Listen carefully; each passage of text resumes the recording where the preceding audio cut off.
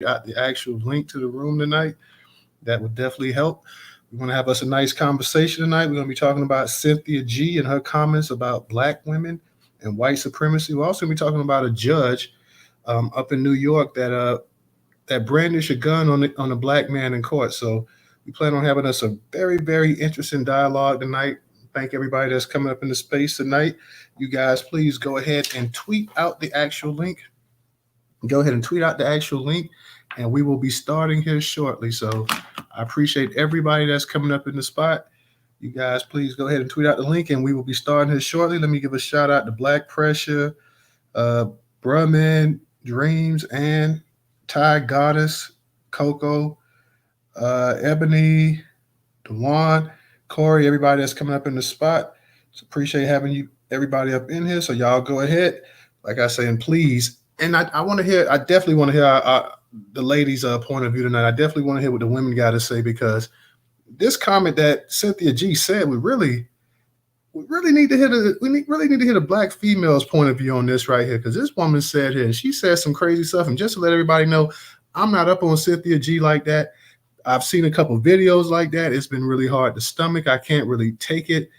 The actual just vitriol she has for black men and whatnot. People talk about Kevin Samuels, but some of the stuff that she said, and she hasn't been called out. I don't see any of these Hollywood elitist actresses and whatnot. I don't see what's my girl name, Vivica Fox. I don't see her coming up here talking about this woman and this and that. Kevin Samuels, everybody got on him. They rode on him.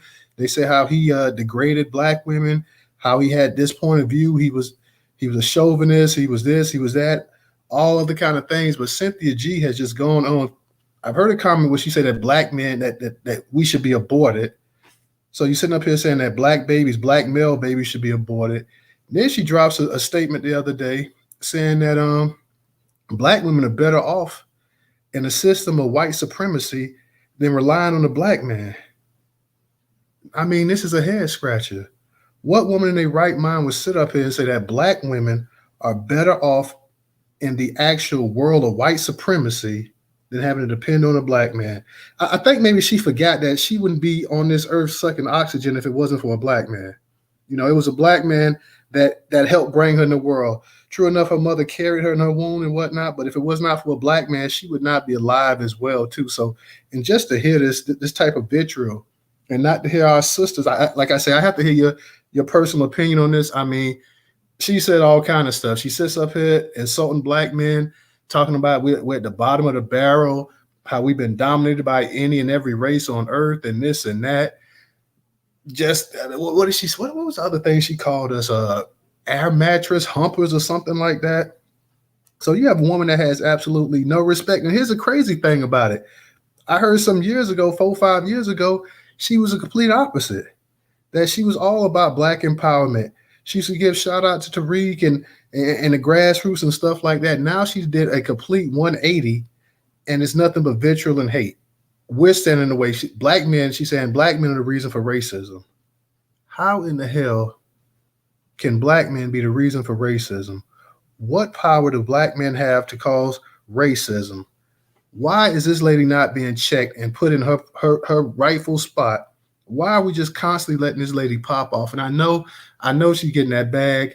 I know when you do a 180 like that, somebody's paying you. You got a paymaster. Somebody's lining your pocket.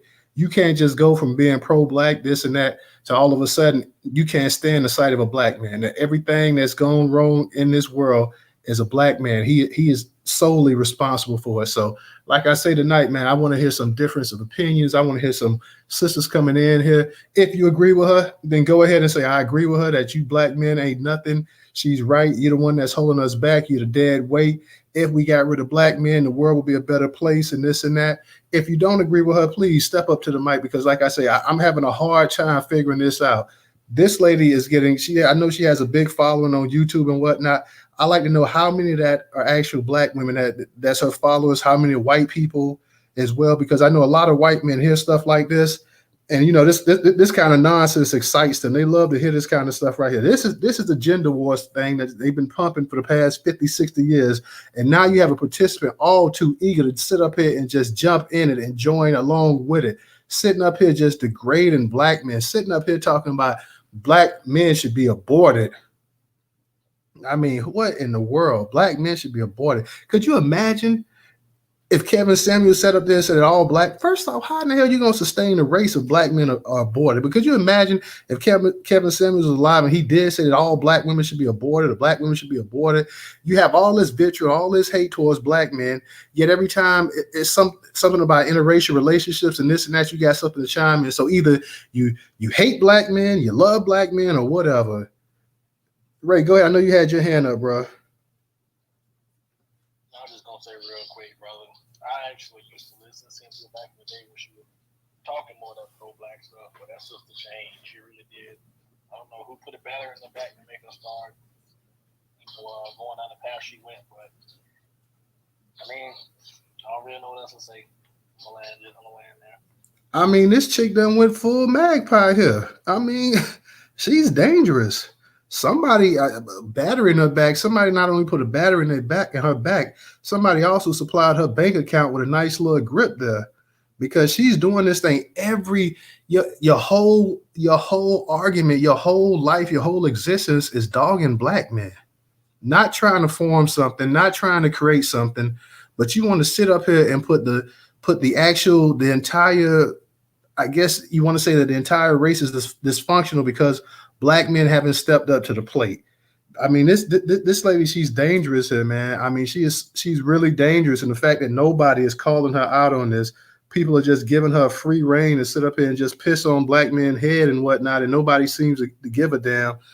Oh no, Black Pressure. I know you had your hand up a second ago. You want to go ahead and speak? No, man, I just want to say what's up to the black family, you and Ray. You know me, man. I'm gentle as a lamb. I'm just. Oh, Black Pressure, we done lost you, bro. Your connection, when you get a chance to come back in here, come back up in here, man. Yeah, I could not believe that when I saw this right here. That, and she's saying that white, that nobody what is she saying, that no other races want us, that we're delusional and we this and that. First off, people need to stop with this stuff. Like, every black man in the world is married to somebody outside his race. If you look at statistics, you will find that black men, the majority of black men are married to the black women. Do you have interracial marriages and do you have interracial kids? Yes, you do. All races have it. Don't sit up here and tell me that white men have not gone and screwed every type of woman underneath the sun. White men have kids from every group on earth. Don't sit up here and act like it's only black men that date outside their race. And like I say, for the most part, black men are married to black women. But you got this woman up here that has just gone just full nut. Black Pressure, man, I keep losing you, bro. I might have to tell you to try to come on and go on the actual web browser, because we keep losing you. Ray, go ahead. I'll be honest, news, after a while, people will show you who they really are because I'm talking. So that's what she wants to be. Hey, go do you. There's plenty of other sisters that want to be down and want to help us build, that don't feel that way.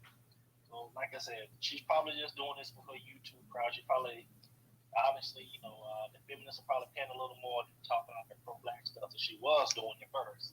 So, hey, if she wants to go, let her go. That's her loss. Hey, we wish her well. I don't wish any harm, but I can't support it at the same time. I land there. No, I don't wish anybody harm. I don't want anything to happen to the woman or anything like that. What I'm saying, we just having a dialogue amongst ourselves. I mean, because she has no problem putting her airing this kind of stuff out on YouTube. She has no problem. I know she, like I say, I don't know if it's for profit or whatever. It's got to be for profit, because like I say, you can't just do a complete 180. You can't be down like that 1 minute and the next minute you despise, you absolutely loathe black men. So we're going to be talking about Cynthia G. And I also want to know if any of y'all heard about the judge that brandished a weapon on a black man in court, because that's an article that I tweeted out today as well too. So I want to cover those two stories right there. I definitely, like I say, anybody that wants to comment about Cynthia G, if any lady, if there's any of our sisters up in this actual chat that actually listen to Cynthia G, please go ahead and get the mic and tell us what you agree with her on. How do you think she's how do you think that she's a positive influence in the actual black community? Is what she's saying absolutely true or whatever? Because like I say, I want to hear all opinions right here. if you feel like if you support her or whatever, I'm not going to trash you, anything like that. I just want to know exactly your point of view. I want to know where you're coming from. I want to know exactly what is it about her that's so real and whatnot, and what is she saying that that me as a black man that I'm missing. I mean, I'm missing something here because she's sitting up here saying that we should be aborted. If any of you got children in here, if any of you got children, male children up in here, you should be offended that she would sit up here and say that black men should be aborted. Because somehow this woman thinks that she's some kind of, I don't know, that she came into the Virgin Mary or something like that. Like a man didn't have anything to do with her mother getting screwed and her coming out. Sun Gazer, go ahead and unmute your mic. Hi, hello, Rue. Hello. I did not listen to Cynthia G. I think she is a piece of crap, and I don't like the way that she's going on black men with her bang-yangs. She's a fake and a phony, and I'm glad that, she had tried to talk about black men so bad, and then she had went out on a date with this white guy, and he totally just ran her down because she tried to use him, tried to spend all this money and all this stuff. So she actually got what she deserved, but she's a piece of shit. And that's all I want to say. I'll land. And sister, I agree with you 110%. She's always up here with the comparison to white men and this and that, and white men are great and white men are that, and talk about black men being buck broken and all this other nonsense and stuff like that. And I'm like, sister, do you not realize why black men were getting a foot put up their ass? You was also getting a foot put up your ass. Like they put you on some kind of pedestal and say, oh, no. Leave our little niggers right there alone. Just go after them nigger men. I mean, this woman has lost her mind here. She's lost her mind. Like I say, I'm glad to hear sister actually go in and let us at least know how you feel about it right there, sister. So like I said, and even if there's some women in here that agree with her, look, I'm not going to ride on you. Your opinion is your opinion. If you've been in the Newstoter Twitter space, you already know that we pretty much let people get on the mic and do what they want to do, as long as you're being respectful to the room or whatever. So if there's any sisters in here, like I say, because that's one good thing. As much as people talk about Shepherd does bring a different point of view. So if there's any sisters in here that want to actually speak on it, any sisters on here say, well, hey, y'all, I think you don't really get what she's trying to say. She's trying to better the race and this and that. She's trying to get black men to be better than what they are and this and that.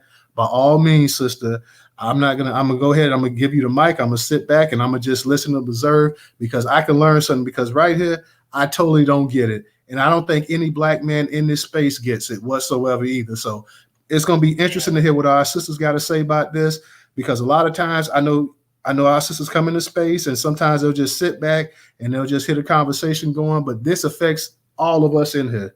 The insult is against us, the black man, but it's coming from somebody that's supposed to have our back, somebody like you sisters right here. So like I say, I want to hear it. I want to hear everything people got to say. If you got smoke, come and bring the smoke.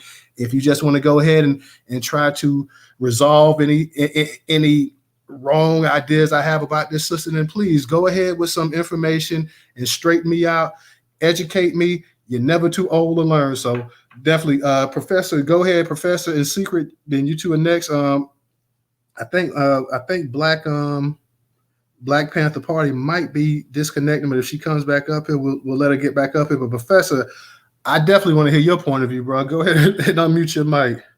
All right, Newstoter, I'm gonna hold back for right now. Let's the secret sister go, man. Let her get into it. I want to hear what she have to say. Secret sister, how you doing, sister? Go ahead and unmute your mic.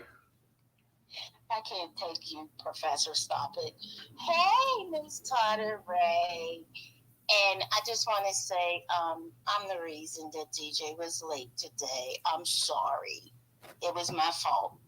But we're here. And hi, Professor. I'm going to be honest. This is why this is why I said, and I think it was in here, Newstoter, I said that I wanted to have spaces with not just me, other elder women, because we need to, these these girls, they need do-overs, okay? Because somebody like Cynthia G, I thought, now I'm going to be honest, I sent her an email because, of course, I had cancer. I was bald, you know, and I was trying to give her the email to where she can get a wig that really looks like her own. They make it to you, you know. And I sent her an email, and I got the worst, worst email back. And so I called her. Of course, people know I could get her number. So I had called her one time, and I said, this nasty email, do you want to have coffee about it, or do you want to talk about it? Is there something? And I said, I was just trying to be your cancer sister. Who said I have cancer? I said, well, no Black descendant of slave have like a hairline like that, you know. And I ain't gonna lie, I started like that. And then she said, bitch. And then I said, see, bitch, it's gonna get you fucked up. And I said, and then you just repurpose the same fucking wig with that little piece of bang yang, okay? Like, when do you change that shit? The shit gotta stink at this point, and I don't care what nobody say. She don't got edges for a mouth. She don't just not got no edges. I ain't never seen her hair.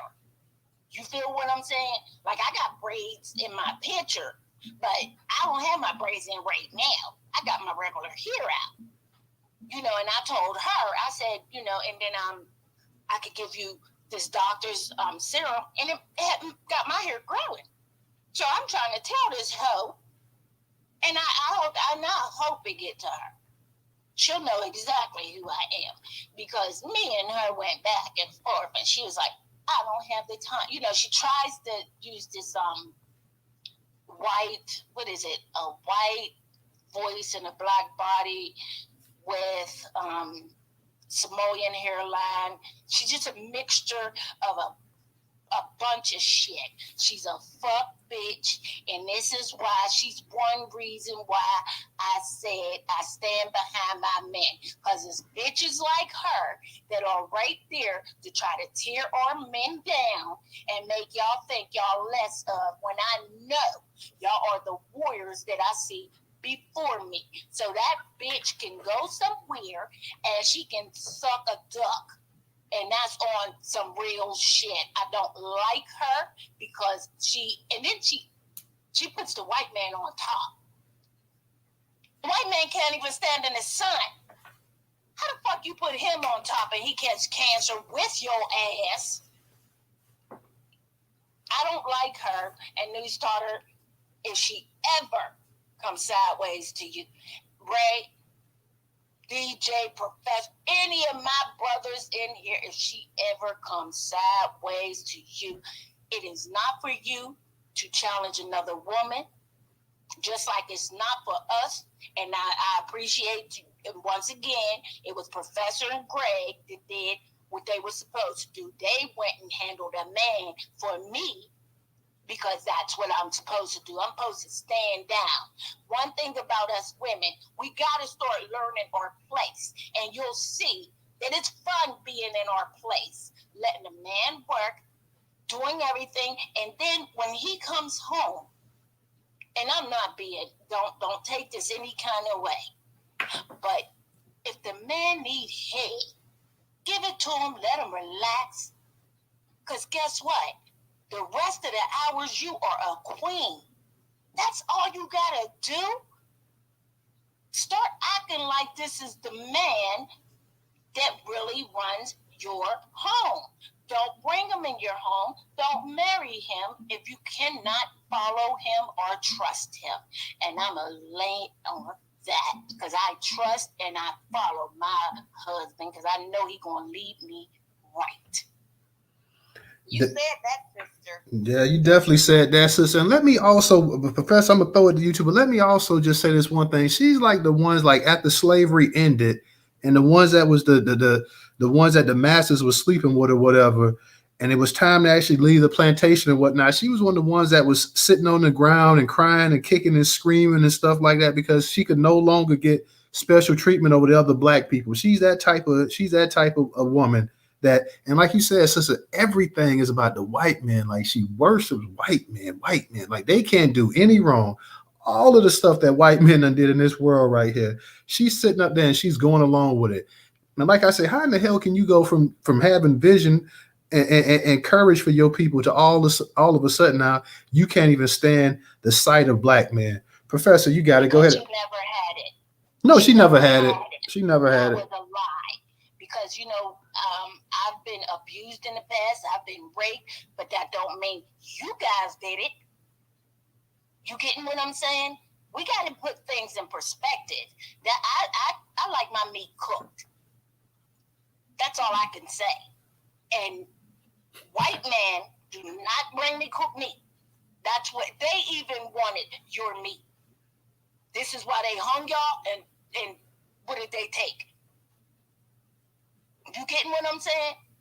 Oh yes, ma'am. I'm getting it. I'm getting it. She's sitting here and she wants the white man that wants the dick that you should be wanting. He wants that.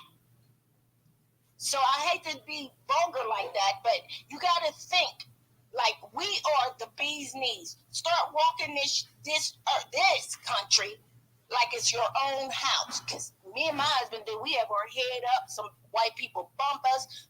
Who the fuck? What the fuck? It's almost like I told you take your shoes off and you didn't. You know what I mean? You got to start showing them. And around where we're living, they starting to see a new us because we tired of this. But what she will not do, and I hate to watch that girl, and I don't care what one of our black men do. As long as they don't rape, or do something, beat up their women. And I'm not going to lie, sometimes we need popped in the mouth. With this new school shit, you need popped in the mouth. This is what your dad didn't do. Well, just I'm not saying I want nobody. No, I know what you're saying, but I just want everybody to know that she's not advocating violence, y'all. So we don't, just so anybody in the space, we're not advocating violence towards anybody. So, but secret sister, I'm gonna come right back to you. Let me get the professor. I'm gonna get to you too. Let me get the Black Panther party because she looks like Black Panther party is having some connection issues. So I want to go ahead and let them get theirs in. So Black Panther party, go ahead and unmute your mic.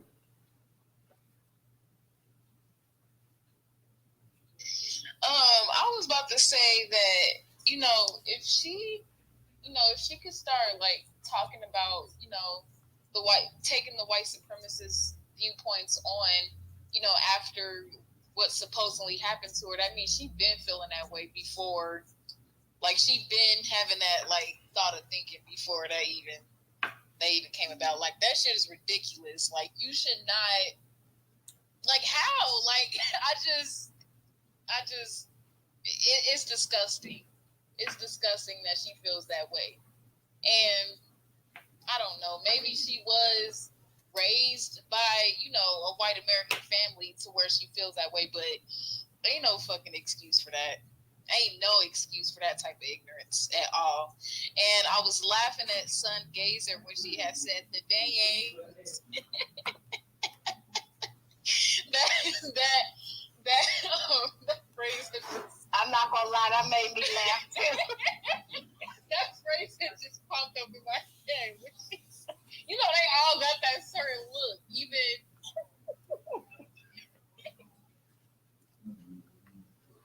And sister, I definitely agree with what you're saying and whatnot. You can't go from being in the Nation of Islam to going to the Ku Klux Klan. I mean, that you just can't do a 180 like that. It doesn't work. No, I'm just using it as an example. I'm just saying that because I'm a called minister. So yeah. I really went wrong with the problem. No, I'm using it as an example. I'm saying that you can't be all this pro-black and this and that, and in the next minute you attacking your own people like that. You can't sit up here and talk about you got love for black people and this and that, but yet you have so much content in your heart for black men. You can't like that. That's why I'm using that example. Like you'll never catch somebody who was in the Nation of Islam, whether they leave it or not, or do something else that's going to become a honorary Klanman. That kind of stuff doesn't happen. So like the sister saying, for you to go ahead and you to switch, and like I keep saying, doing a 180 like that, that means that the whole time you wasn't sincere. You had ulterior motives. This was all about really securing a bag. You want to jump on the movement. You want to get you some clout, get you some attention and whatnot, set yourself up, position yourself and whatnot. And as soon as you got to the point where you could make that clout, then Mr. Charlie came in there. Mr. Charlie told you, hey, I got a bigger bag than what you could ever dream of getting right here. All you got to do is sit up here and just go at these Negro men, attack them, tear them down, and we're going to make sure that you don't have to ever work again, sister. And then she went ahead and, oh, yes, I'll take it. Professor, go ahead and unmute your mic. I know you want to say something. Hey, right there, Tyler, because she used to be pro-black, and all of a sudden she switched up real heavy. But go ahead, Professor. What's up, everybody?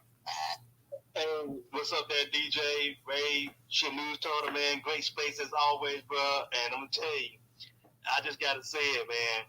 Can the black delegation make a trade? Because that's where I'm going at with this chick, man. We need to make a trade and just send her on over there to the Caucasoids. Because that's where she wants to be, y'all. She has made it known that she ain't down with the brothers. She can't stand us. And I'm not really so sure that she really care anything about the sisters. Because when you're talking this kind of talk, where you're saying that sisters should abort their babies, their male babies, black male babies, it's something wrong, man. Mentally, it's something wrong with. And we don't need you around us. As a nation of black Americans, we don't need you. You ain't doing nothing but dragging us down. We trying to get reparations. You killing that with this shit. With this kind of shit that you talking, you're trying to kill the momentum of what we trying to get done, which is reparation. We trying to get police reform. We trying to make a move on immigration policies. We're trying to get better education for our children. We're trying to do things that's going to build our community up, right? But yet we got this horse mouth, whatever you want to call it, trying to pull these stunts for a bag for the white man. We don't need her. Now, I ain't going to lie. When I first met Cynthia, or when I first saw Cynthia, let me put it that way, I thought she was cute, man. I thought the sister was fine. Now, she's just another white man's bed wrench. There you go. You do see she's using that cake soap too, right? Ah, You yes. know y'all notice it. Yes. So I land my plane that Newstoter, but that's all I had to say about that damn whatever. Professor, you're crazy. Did you call her a horse mouth?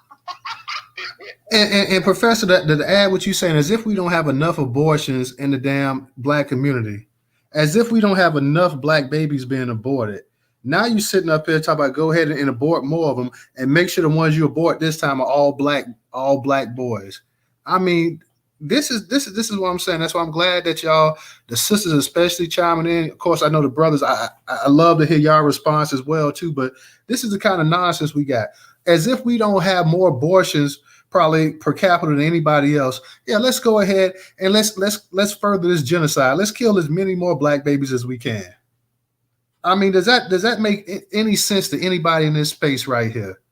As if we need to kill more black babies, as if that's going to strengthen the race. So she's saying that it's actually addition by subtraction, I guess. Yeah, she's working on behalf of white supremacy, man. She's not helping us. She don't care about the people. She's only caring about herself. She's trying to grab her bag. So since she's trying to grab her bag, we need to trade her. That's right. We need to do what they do with the black delegation. That is trade coons out of our team, out of our group. They holding us back. So we get rid of her, Candace Owens, Kanye, what's that guy in South Carolina? Tim Scott. We get rid of all of them, man. We don't want these motherfuckers holding back what we trying to get done here. That's what I'm saying. Yeah, we should start writing these names down. Real talk, yeah.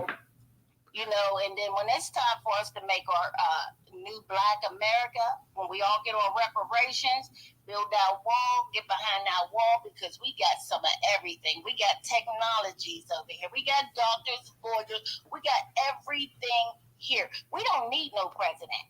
Let's be honest. We don't. Now, I think you agree. We don't need no kind of governmental thing. Now, I would suggest we have a council, and I have said that to Newstoter, DJ. I think we need to have a council. Even now, we need to start building or physically building it here.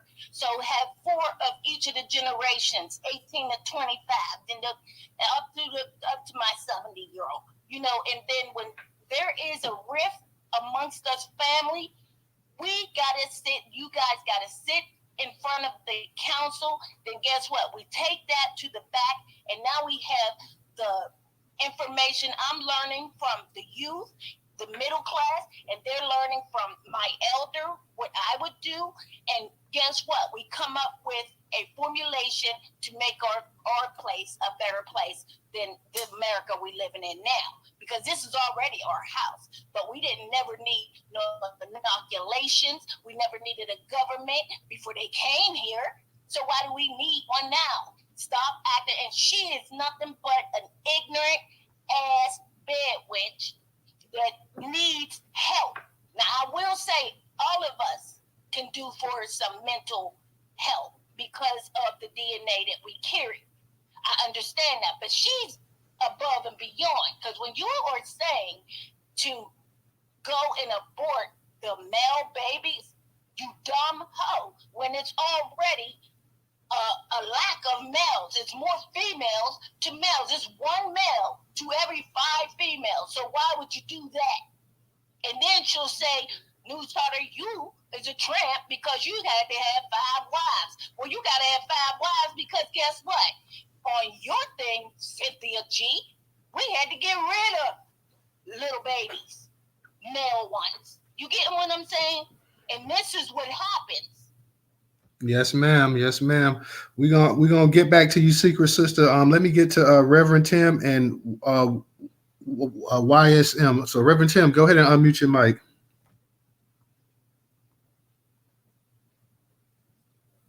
Thank you, my young brother. Appreciate you. Hey, this is one of the reasons why I know people keep saying that we need to trade people like this. No, we can't trade them because we got to stay on them. People who talk this type of stuff out in the universe, they're dangerous. This is the reason why I, year after year, keep saying that the things that Candace Owens put out there for a bag about the Black community, we've got to get on her about that. We can't just let her go out here and say the things that she says and have the white people have made her rich. They made her rich because she's able to go out there. We let her go out there and say the things that she says about the Black community. She don't represent the Black community. She ain't been in the Black community. She don't know nothing about the Black community. But they like to hear that the Black community is going down, that we have nothing to give to this America. They like to hear that. They like to know that they're still on top. And that's what she do. And this here sister here, I'm going to call her sister. This sister here knows that. She knows she can go out there and make that bag by making these white people happy. That's what they do. And we cannot let them keep doing this. We can't trade them. Can't trade them. We got to stay on them. When they make these stupid comments, we got to have spaces like this to talk about it. To say, well, how are we going to combat what they're saying about us? People who have nothing really to do with us. So help us out. So stay on it. Stay on it. Do not let it go. So what would you say, Reverend? I'm just asking. What would you say that would be something we need to do for Cynthia? Oh, hi, Cynthia. Well, one of the biggest claims out there right Wait now. Wait a minute, Reverend. I'm not Cynthia. Oh, I'm sorry. I'm secret. Cynthia G is the one that Yes, wants to see I'm you guys dead. I'm sorry. I'm sorry. claims that all of the black Republicans like to use, the white people like to hear, is there's no black men in the home. Whether that man is not living in the home, we still know that there's black men who go and take care of their kids. There's no ifs, ands, or buts about that. I know a lot of black men who are not in the home, but they still take care of their kids. They still go get their kid. They could be at McDonald's. They be at the trampoline park. But we don't. I don't hear us fighting back that notion when you got to lead elders, when you have Larry and all them people, Jesse Lee Peters, who go out here and put that talking point out there. We got to start fighting back when these people are just dogging our community, especially when they say, come with this here black on black crime. They love to use that over and over and over again. We have problems in the community. Yeah, we do. We have mental health in the community, just like they got mental health in the community, just like they got drug abuse in the community. But they don't talk about that because they don't want it to get out. So what do? They start talking about what's going on in the black community. Then they go and use these black people who come through, and they're happy to talk about us and get that money that they're being paid to talk about us and put us down. So the only thing I'm saying is we have to start taking our narrative back. We let Fox News tell us who we are and what we are, and let them tell the story on us. No, we can't do that. We've got to take our narrative back. We got to say, no, that's wrong, and you need to get your, excuse my language, your ass out of here and leave us the hell alone. All right, I appreciate that, Reverend. We got a bunch of people that's requesting to speak right now. Insane, I see you, so just hold 1 second. For those of you that's not going to speak at the moment right now, please drop yourself down to listening because we got a couple people that's trying to go ahead and come in. I see Black Panther Party. Real quick, just 2 seconds. So, Reverend, have you ever seen Dave Chappelle's Racial Drafts comedy skit? You ever saw that? Oh yeah, I've seen that. Yeah, so unfortunately for people like Cynthia G, you chose your side. See that? So I understand we may not be able to trade them because you might know some things, but the only other thing left to do is, put them in the dirt. But allegedly, though. Online, what's up? If you're in the building, go ahead, Mr. Dollar. Okay, let's go ahead and get to Ray. I'm gonna go ahead and get to you. Let's let some of these other speakers. YSM, go ahead and unmute your mic. Thanks. Hopefully you guys can hear me clearly. Thanks so much for the mic and peace to the room. I'm mostly in your spaces a lot of times. Very rarely do I come off the mic. I appreciate that. I came in a tad late. I know you usually read the different articles and different things that you're talking about, so I wanted to wait and see what has Cynthia G said and or done this time. And after you guys talking about her, her saying aborting black babies about a year ago or so is when I came across her on YouTube, and that conversation alone, I know that she mentioned that at the time. I'm like, okay, let me make sure I block this page and not come across it again. So, I mean, just based on all the different things that she has said, she has done, from what I hear or what I've heard about her, is that she was part of the conscious community, and she was more so pro-black and, more about black issues and all of that from what I hear of her. I've never heard her speak that way. Like I said, the time that I've come across her, it's very recent, about a year and a half ago or so. But from where she is now, it's definitely about the money. I mean, she's in the same category as Candace Owens. I mean, you're in the exact same category because it's all about the money. We know that Candace sued, racial injustice, discrimination, or something like that in college.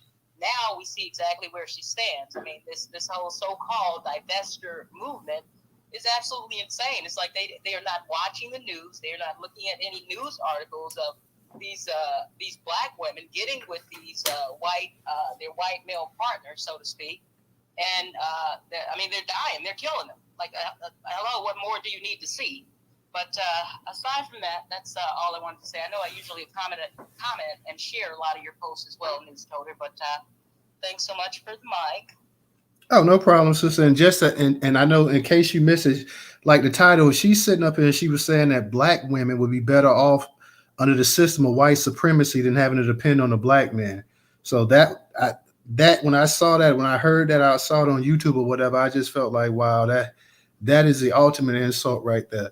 The hell that black women themselves are catching in the system of white supremacy, and for you to sit up here and speak up for all black women and say that you're better off after everything that your ancestors and went through dealing with these people right here, that you're better off under the system of white supremacy than having to deal with black men. Yeah, that struck a nerve big time with me. That really struck a nerve. I really had a problem with that. Like I say, black people all over the world, whether they're here in America, in the Americas, and by the Americas, I'm talking about North America, South America, the Caribbean, Africa, Asia, Europe, Australia, wherever they at, all of them have caught hell under the system of white supremacy. And you're sitting up here saying how many you done had for the last 400-500 years. I'm sure you probably had 100 million black people been killed, and you sitting up here saying that life would be better off if these black people would just go ahead and if these black women would just go ahead and just get a nice pillow and snuggle up and sit underneath Zaddy and forget those big bucks, forget them bucks. Just go ahead and accept everything the way it is. And if you sit there and accept it the way it is, it'll go a lot easier for you. Like that kind of nonsense right there. So yeah, I had an issue with that. YSM, I know you had your hand back up, so I'll go ahead and let you say something real quick before I move on to the next speaker. That was actually by mistake, but that last part that you mentioned, as far as being under the system of white supremacy, we already know what it is. It's all about the money for our black-looking people that do and say the things that they do. I really don't want to believe that they believe the things that they are saying, although then they go and get a white partner and all of that. I mean, prime example, I'll just leave with saying, prime example is Stacey Dash. That's it. Absolutely. And let me give a shout out to my girl, Miss Giselle, for your contribution on Cash App. I definitely appreciate it, sister, and I appreciate all the support you show the platform always, Miss Giselle. So thank you once again. Let's go ahead and let my man Black Pressure come on up here. Black Pressure, go ahead and relieve some of that pressure for the room. What's up, family? Look, I know, and it is funny. We were making jokes about the trading Cynthia G, but if you use a sports analogy, right? When you trade someone, when you put a player up to be traded, that denotes that you have value. Cynthia G has no value. If this was a sports team, I would just waive it. Like they say, she'd be on the street. She has no value. Well, what value, if you put her up to be traded, what value would you get in return from her? And I can answer that. You would get nothing. She is useless. She is worthless. She's a disgrace. She's a coon. She's a pickaninny, a porch monkey, a jungle bunny, and any other adjective you want to come up with to describe her character. She's that. And I land my plane there. And you won't get any pushback from me on those names you called her either. So, like I say, she sat up here. Hey, Black Pressure, send her to Cleveland, yo. Send her to Cleveland, dog. I don't think they want her. Let me give a shout out to my girl Secret Sister as well for your contribution on Cash App too, Secret Sister. I appreciate that, sister, as always. Let's go ahead and get this thing to Matrix. Matrix, go ahead and help us get out the Matrix on this topic right here. It's real quick, Black Pressure, you might be right, because the Carolina Panthers is doing way worse, yo. They just fired their head coach, so they need some folks. Go ahead, Matrix, you got it. So I just hopped in the chat. I mean, on the space, and I didn't know who you guys were talking about. See, threw the name out there. Cynthia moved from Seattle to North Carolina. Now, when she was in Seattle around all them white people talking about white people, then she moved to North Carolina around all the black people and started talking about black people. Well, at one point, she was in love with the black man, and I don't know what black man hurt her, but whoever it is, I think I have an idea. I think she uprooted and changed her life, and then it didn't go the way she wanted to go, and now this is what she's doing. This is where she's at. So I think I have an idea who the man is and her whole situation. But yeah, she just really flipped the script, and it's not. I don't at this point. I think she's hurt, and it's more than for the money. And I land my plane there. Thank you, sister. I definitely appreciate that. I'm gonna get the Average real quick because Average is having a lot of issues. I see with the connection issues in here. So Average, go ahead and unmute your mic, and then we'll get to you, Mr. Engager, next. Listening is fundamental. I must say this, people. Self-hatred is a hell of a drug. Hell of a drug. Cynthia G is a shame bucket. All she does is shame black men. It's a shame that she's not been canceled off of YouTube or whatever other platform she possesses. She is a major coonette, a Sambo-ette, any attribute that you can contribute to somebody who has sold our people out for, I don't even know if it's even for money. I don't know if it's even for clout. Like one of the brothers said earlier, that sister is hurt. She's been scorned by a brother, and she's taking her tantrum out on the black community, on black men in general. I mean, specifically, and any sister that actually adheres to what she's saying or even gives her an ear, shame on you, because we cannot give these people a platform for hate, because they're no good. They're no good to us. They're just, in my opinion, a white supremacist in blackface. So, you know, let her go on ahead by herself and look in the mirror or that camera staring back at her and talk to herself. Because at this point in time, we don't need that. She's a done deal, and if anybody's paying attention to her at this point, you're the fool, and I land there. Facts, brother. You said a Samoed, I say a Sambolina. So I definitely agree with you 100% on that. An absolute magpie sitting up here running her mouth right here, running her black mouth up here, trying to find her a position under Zaddy. The whole thing, like you say, who knows? She might not even be getting any money. She just might be doing this shit for kicks right here. So complete sellout right here to the fullest. This is the person right here when black people was getting ready to run up off them plantations and had plans something right there. This is the one that went to Master and told him what was going to happen right here. Got in the bed with him, told Master, oh, they plotting Master. They gonna leave tomorrow night. Went ahead and got everybody busted and sold off and split up from their families. This girl right here is the one that's responsible for that kind of nonsense right there. Let's go ahead and kick it to you, Mr. Engaging. Mr. Engaging, go ahead and unmute your mic. Hey, what's up, good brother? I might have to pull a Shepherd Wolf tonight and say something controversial. I think that Cynthia G, yes, she is a problem. I'm going to start off and say that for a record. She is a major problem. But I think that she does represent a noisy population in the black woman sector. That behavior, and when people are going to see like how you're going to say something controversial like that. Look at all the abortions.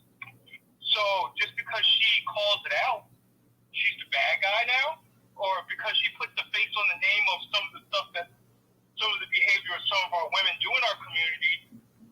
I'd rather take my people straight up than somebody that's going to stab me in the back in the dark. And there's a lot of people and a lot of women that will stab the black community in the back in the dark versus this coon-ass person or this individual that's going to do it straight out on YouTube. So that's just my devil advocate to this situation, how I think. Well, can I say something to that, Mr. Engage? Hold on 1 second, sister, because we got a bunch of different hands up. So let's. It just has to do real quick. Yeah, but we got a bunch of. Let me get. I'm gonna get back. Like we are like black women are the ones giving. Just because the thing is y'all got the wrong idea. They put the abortion clinics in black neighborhoods, and that just makes everybody think that we are the ones getting the abortions. No, we're not. That's all I wanted to say. Okay, appreciate that. So like the CDC, respectfully, the CDC says otherwise, and that abortion is a problem in our community. And to say that it's not a problem in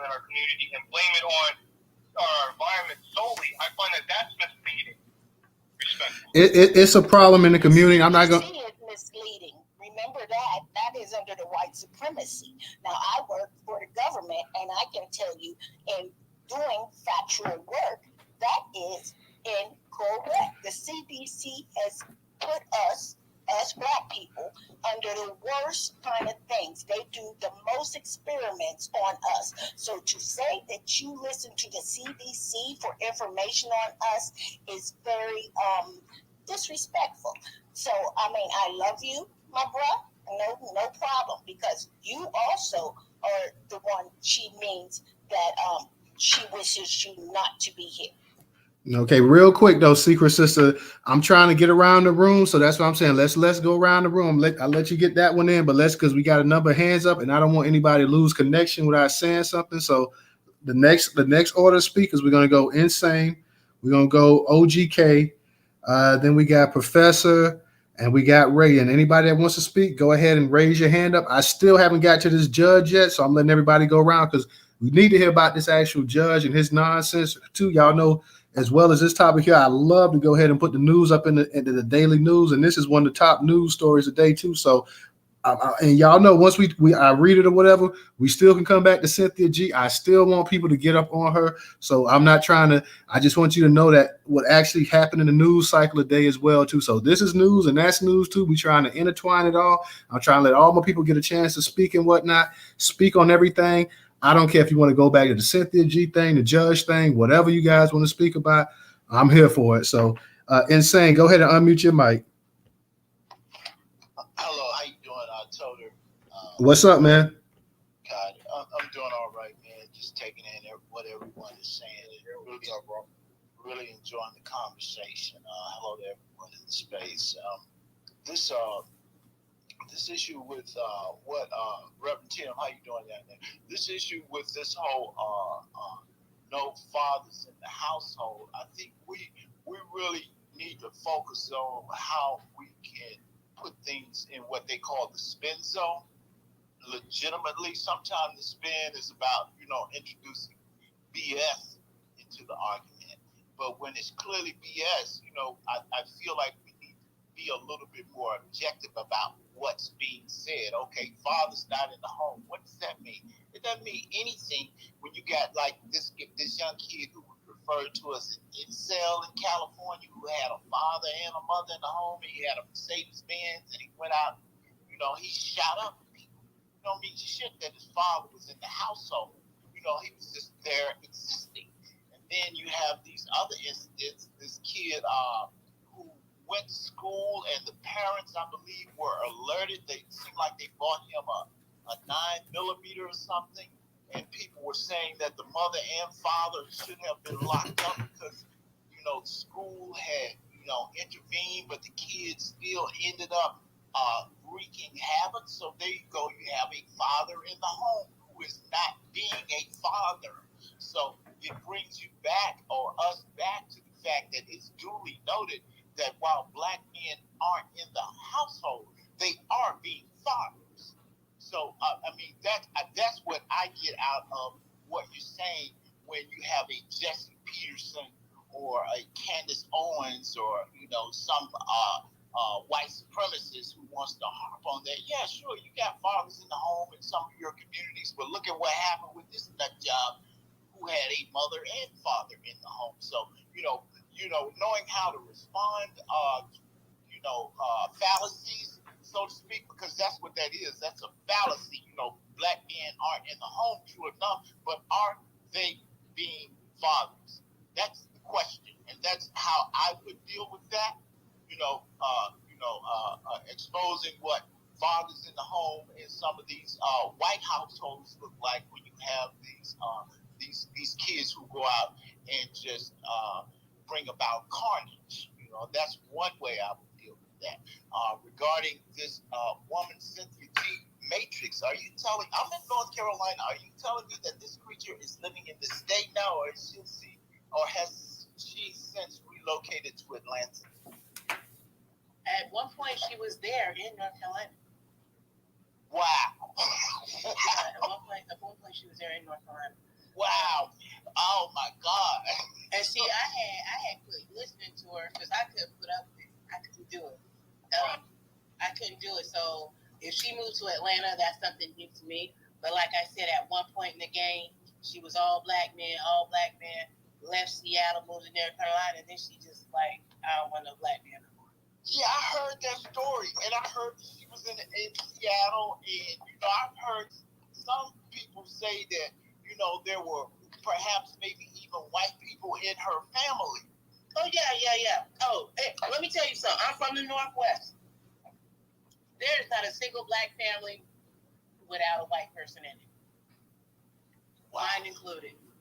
Okay. It's so crazy that a lot of black families that started out black ain't black no more. Wow. Because, like, my grandfather had 6 kids, and 3 out of his 6 married black, the other 3 married white, had white babies, or Chinese and stuff like that, and then their children married white or Mexican or something other than black. So I have one cousin who's married from that side of the family.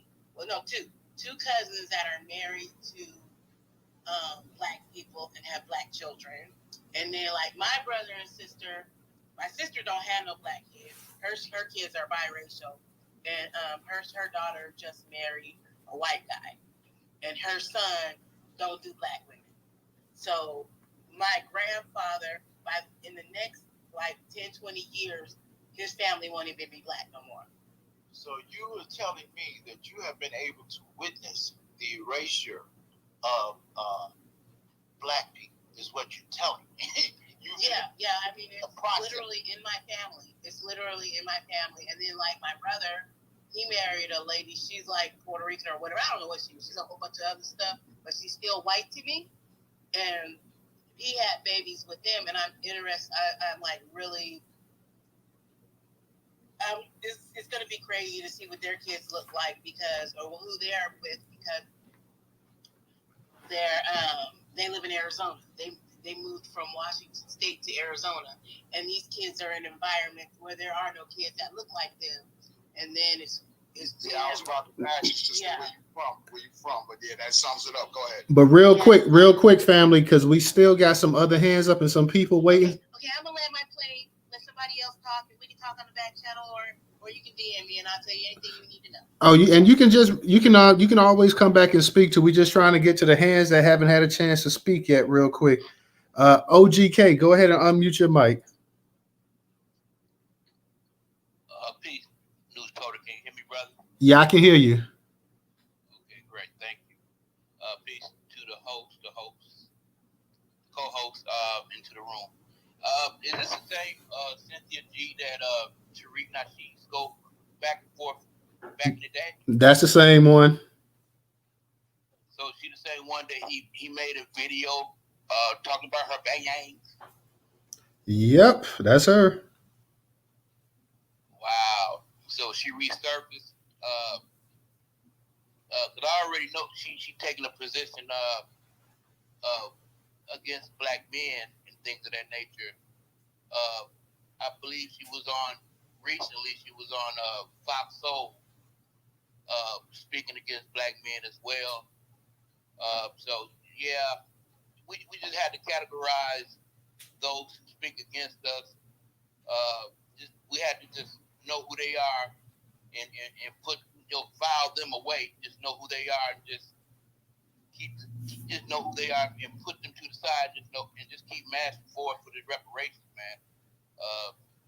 I'm just interested to hear what's going on with about the judge. So if I can stay on the stage, I greatly appreciate it. I land. No problem. Yeah, we're going to get to that. We're just letting everybody get a chance to speak, because I definitely want you guys. A lot of y'all saw the actual tweet earlier I sent out with the judge. And actually, I think to the far right, you can actually look at the actual that actual article in the Jumbotron as well, too. So, yeah, definitely. I definitely appreciate everybody that retweeted that out as well today and commented on that and whatnot. It was something else. So thank all you guys for doing that. And the Jumbotron also is the actual link to the YouTube channel on the left-hand side, the YouTube and the actual Newstoter newsletter please go ahead and subscribe. You can go ahead and just click that link to the actual YouTube channel right now while we're on here, and go ahead and subscribe right now to the YouTube channel. You can also go ahead and subscribe to the newsletter as well. That's free as well. You guys know the kind of content we put out. Make sure that you're visiting Newstoter.com daily. Newstoter.com is the largest curator of Black-owned news today in America, the largest Black-owned news aggregator, largest Black-owned curation platform today in America. So make sure you guys are supporting the content.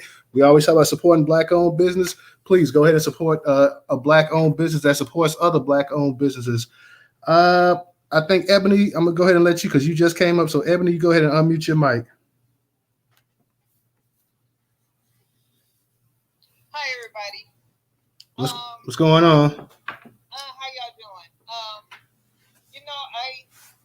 I have so much to say about this subject. It's just too much, but I'm going to just say all that you will allow. But of course, with Cynthia G, okay, you guys know she had a video of her most recent video was of her talking about she was being doxxed, and I guess this is what And I saw something on Twitter and change.org somebody had put up to just try to get rid of her, but she's saying that you cannot dox her because she has nothing that you guys can talk about. She said she has no criminal record.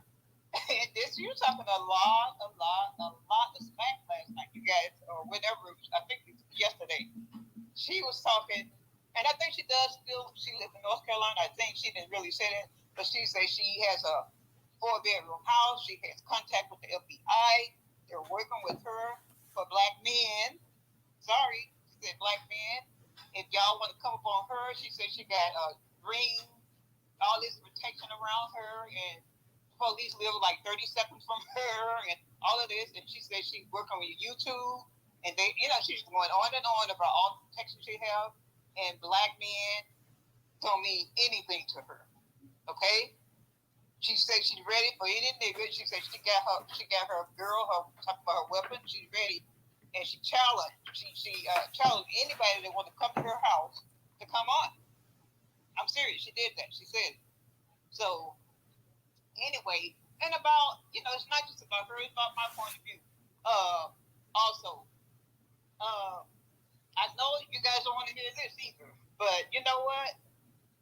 I'm not a Cynthia G fan like that, but our Black men, and I don't see no female have to defend this, because I'm just telling you guys, just like you let T.S. Giselle talk, my view, okay?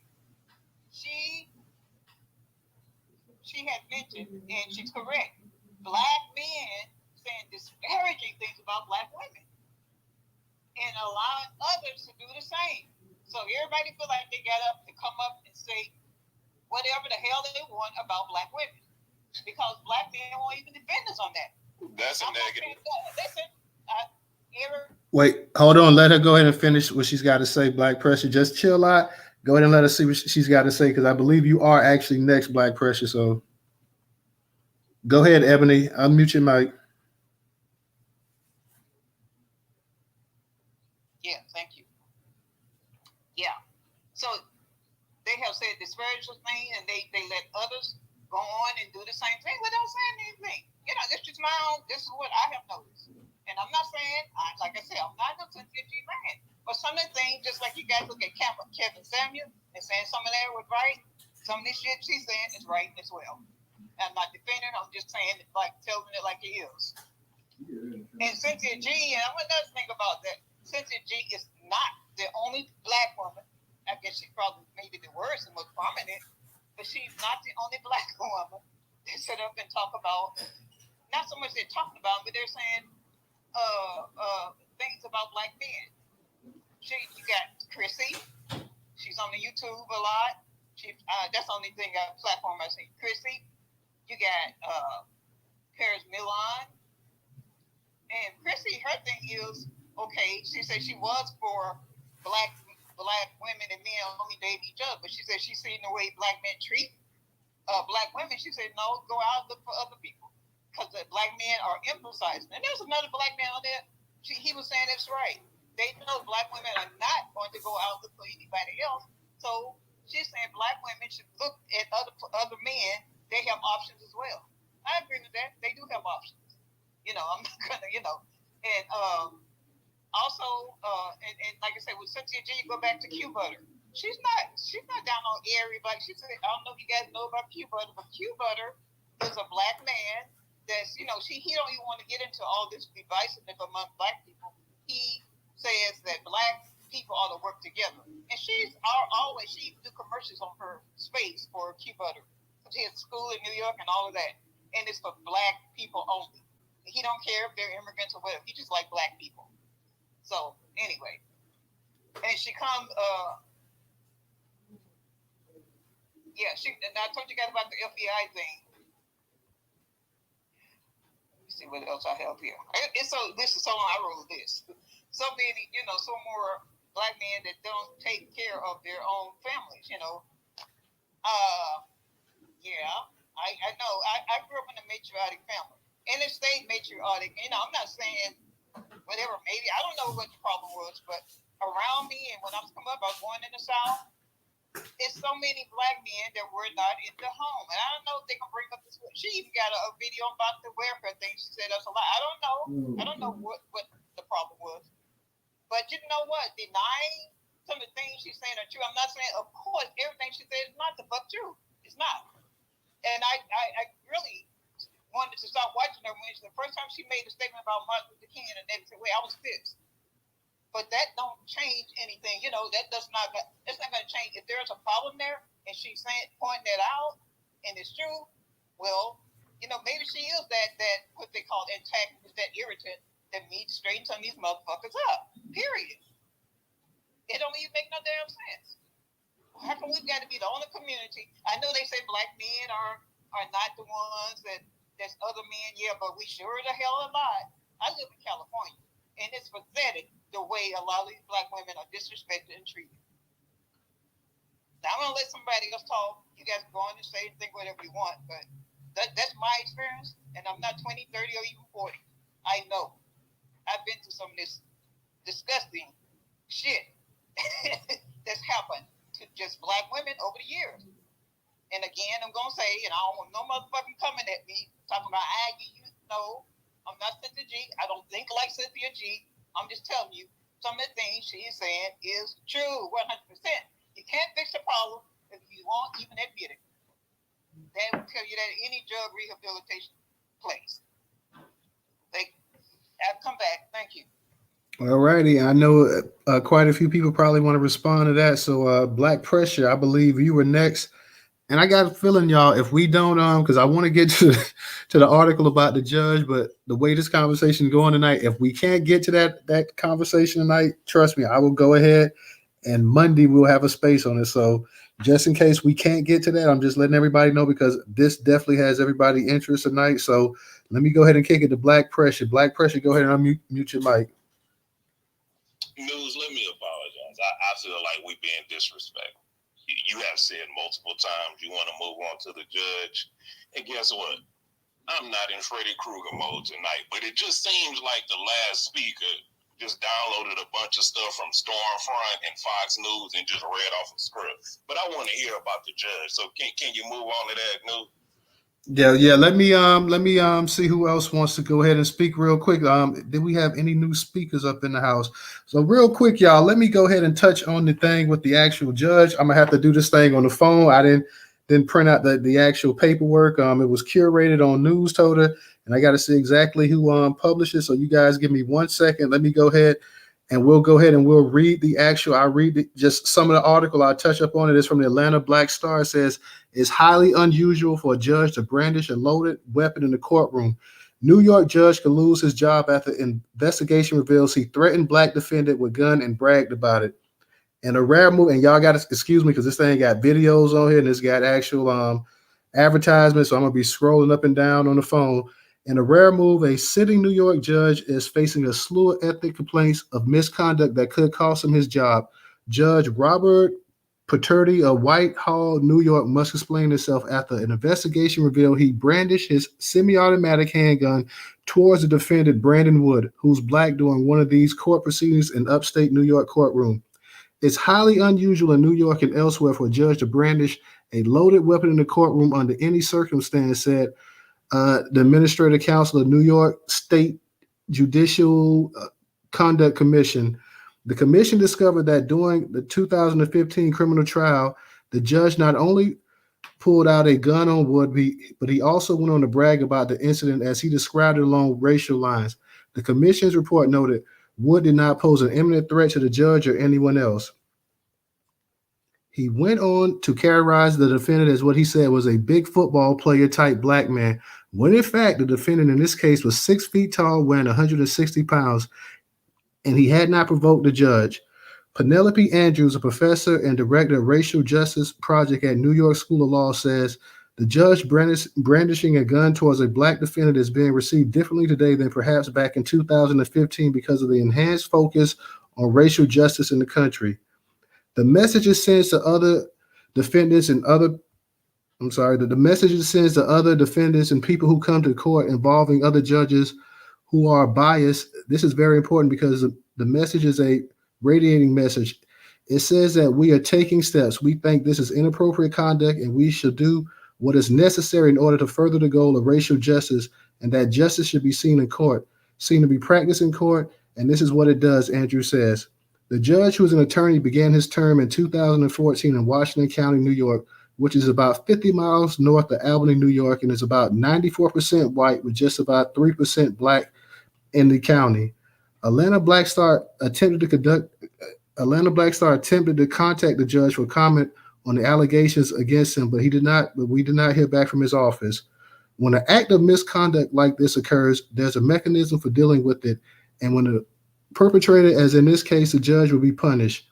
The acting chief judge of the Court of Appeals has until October 9th to accept the commission's recommendation to remove the judge from issue other form or reprimand or deny the commission's recommendation for the judge removal from office. His term ends on December 31st, 2025. Since 1978, the commission has issued 178 determinations of removal against judges in New York State. The commission has issued 343 determinations of censure and 280 determinations of can't really see what that word is. So that's basically it, y'all. This is what that we went ahead and we put out today. We tweeted out and whatnot. So like I said, I want to get everybody's opinion on this, what they thought about it. 1 second here, y'all. I'm trying to get back to you guys. Hold on 1 second.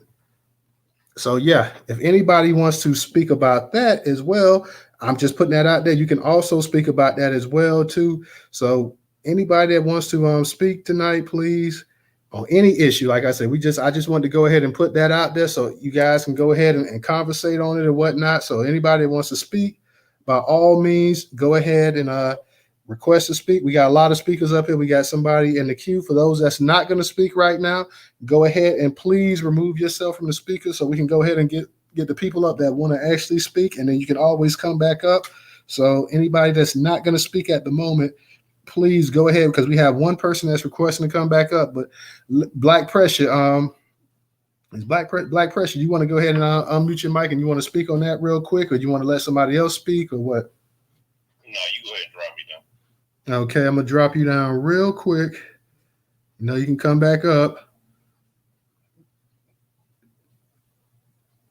And Ray, I know you had your hand up for a minute too. So if you want to go back and talk about the about Cynthia G or whatever, I know you and DJ had your hand up as well. You guys can go ahead. Let me also say that you guys, if you can support us on Cash App. That is $Newstoter. That is $Newstoter. Ray, you got something you want to add real quick before we get around the room? Yeah, it's gonna be real quick, man. I just wanted everybody to check the Jumbotron, man. There's some receipts in there where she was allegedly, pregnant by this guy named Robert Perkins. Now this guy, for what I know, is kind of a nobody, bunch of baby mamas, same kind of dusty people that she sits around and make all these rants about. Woman is a fringe lunatic. And I just wanted everybody to make sure to get up in the Jumbotron and just see what type of hypocrite we're dealing with. Absolutely. DJ, you got something you want to say real quick before we get to some of our speakers?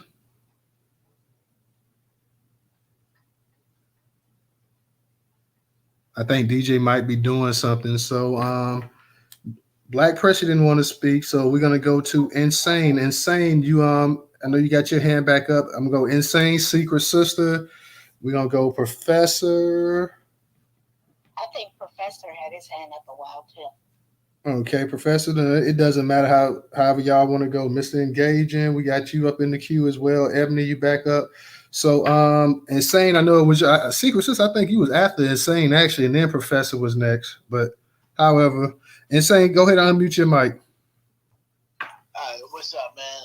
Again, this thing with this judge, man, that's totally uncalled for, and it's definitely safe to say that there's some ethics issues going on there. Anybody would think that that's unethical. They have a bailiff in the courtroom, and certainly there have been incidences where, despite a bailiff being there, that these things have occurred. But that doesn't give a judge. I don't feel like it gives a judge a right to somehow seek to intimidate anyone by brandishing a gun. There are already bailiffs there with weapons. If they feel that intimidated, then they need more bailiffs in the courtroom. This guy brandishing a weapon. There's no way to get around that. They got plenty of people that they can employ to come in there and just be seen with a sidearm on their hips. So there's no way around that, man. Yeah, he should be gone. The question is, though, the greater question is, what laws are involved, and should there be laws affected against that? That's where part of the conversation needs to be at. Reprimands. How do you reprimand? Some of this wild, and not only just pulling a weapon, but some judges do a lot of wild, uncalled for stuff that simply falls under ethics. It's an ethics question.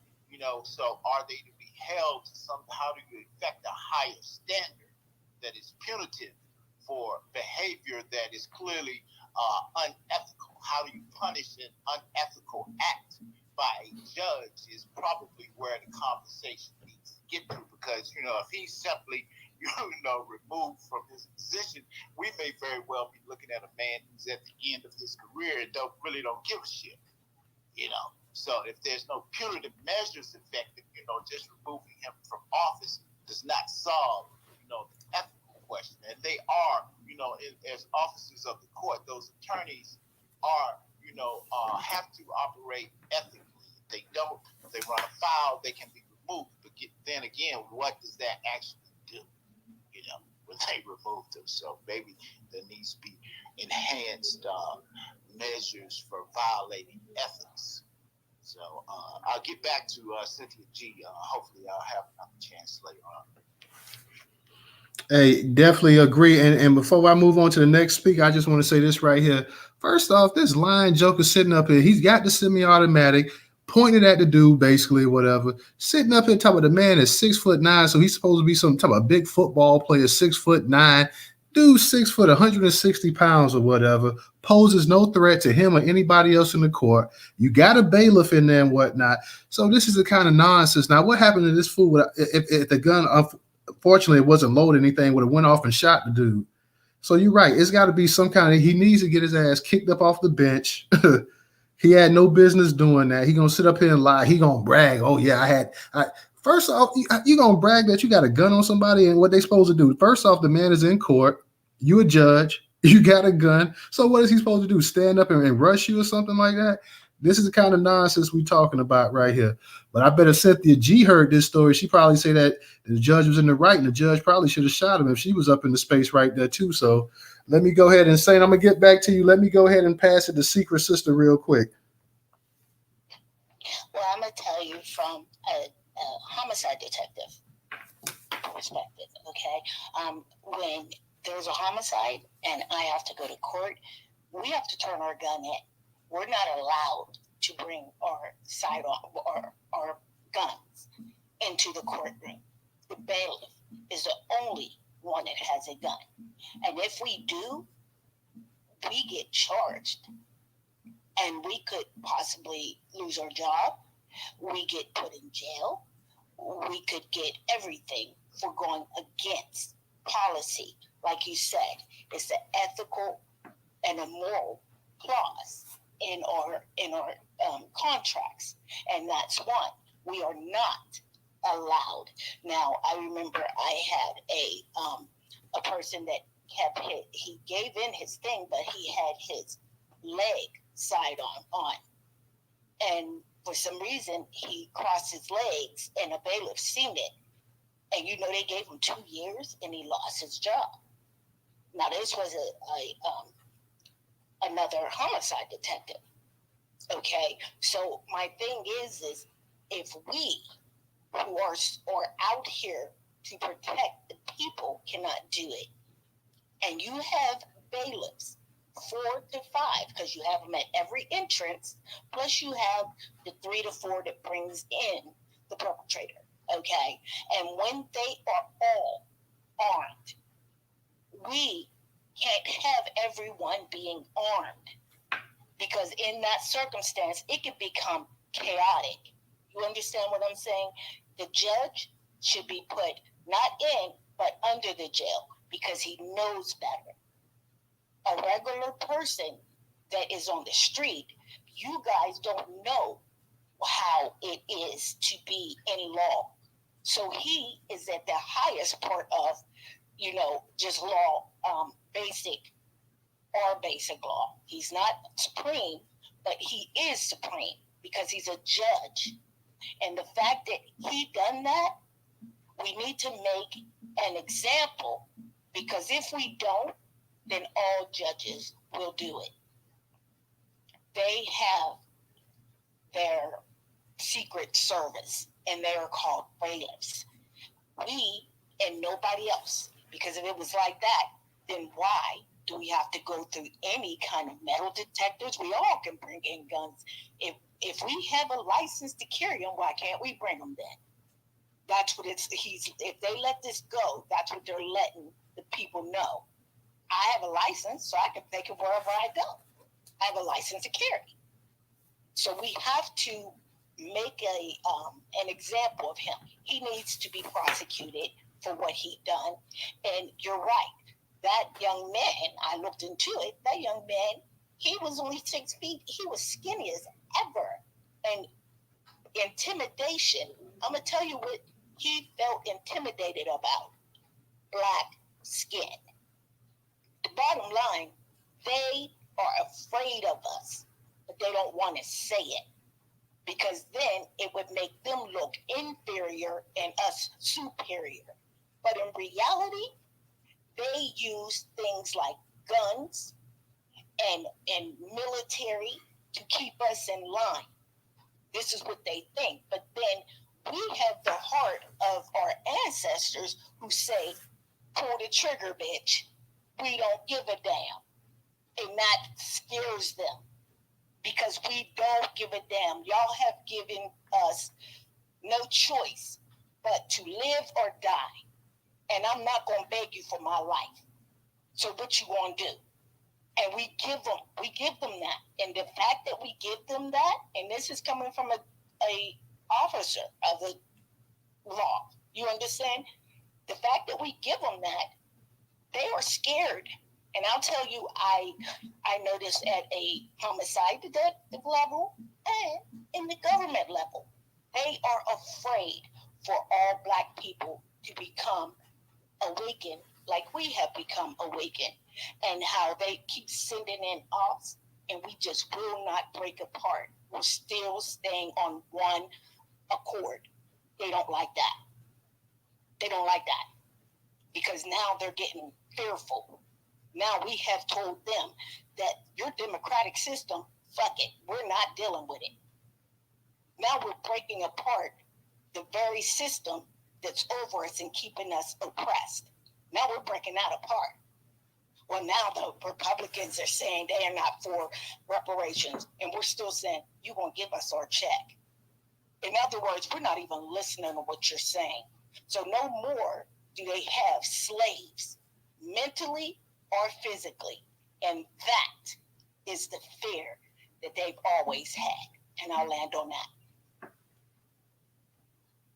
All right, sister, I appreciate that. We got a new speaker, Reggie. So let me go ahead and let Reggie get a chance to speak. Reggie, go ahead and unmute your mic.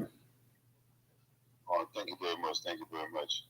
I kind of like want to echo what the sister just said is that if they let this judge get away with it, which in a way he will, it's sending a message to other judges that has this type of mentality. And if they don't punish him severely, you may as well prepare yourself because it's going to happen again. And what I heard another speaker just say is that what happens is the gun goes off. Is it my mistake or my bad? And the person will still get off. And when these things like this happen, black people need to jump on it and scream bloody murder until that they will do something about it. See, as long as we don't address it or even be vocal about it, they don't do anything about it. When black people get wind, and just like with the George Floyd situation, it was just not, in the area where it happened. It was around the world. Black people were upset about it, and when these things happen, we need to be upset about it because I tell you, I went to court for some tickets last month, and I'm looking at the judge. He was a Hispanic judge, but all the black people, he was handling them very rough. You people even made that comment. You people. But with the Hispanic people in the courtroom, he was patient, talked to him in Spanish, explained things to him, gave him too much time to take care of their business. Whereas the black people, 1 month to take care of this business. So if we stay quiet and just let things happen and it's like, well, it's not happening to me type of attitude, this is going to continue. So black people, we just have to start getting up and address these problems because, hey man, we are in the 9th inning and things don't look so good because they got 13 and we got 2. And on that, I'll land my plane. Appreciate having you speak on this, brother, too. And like I said, if y'all still want to go back and address the Cynthia G thing as well, too, because I know, like I said, I'm gonna put the content out there, so I just put it out there for discussion purposes as well, too. So if anybody wants to go back, feel free.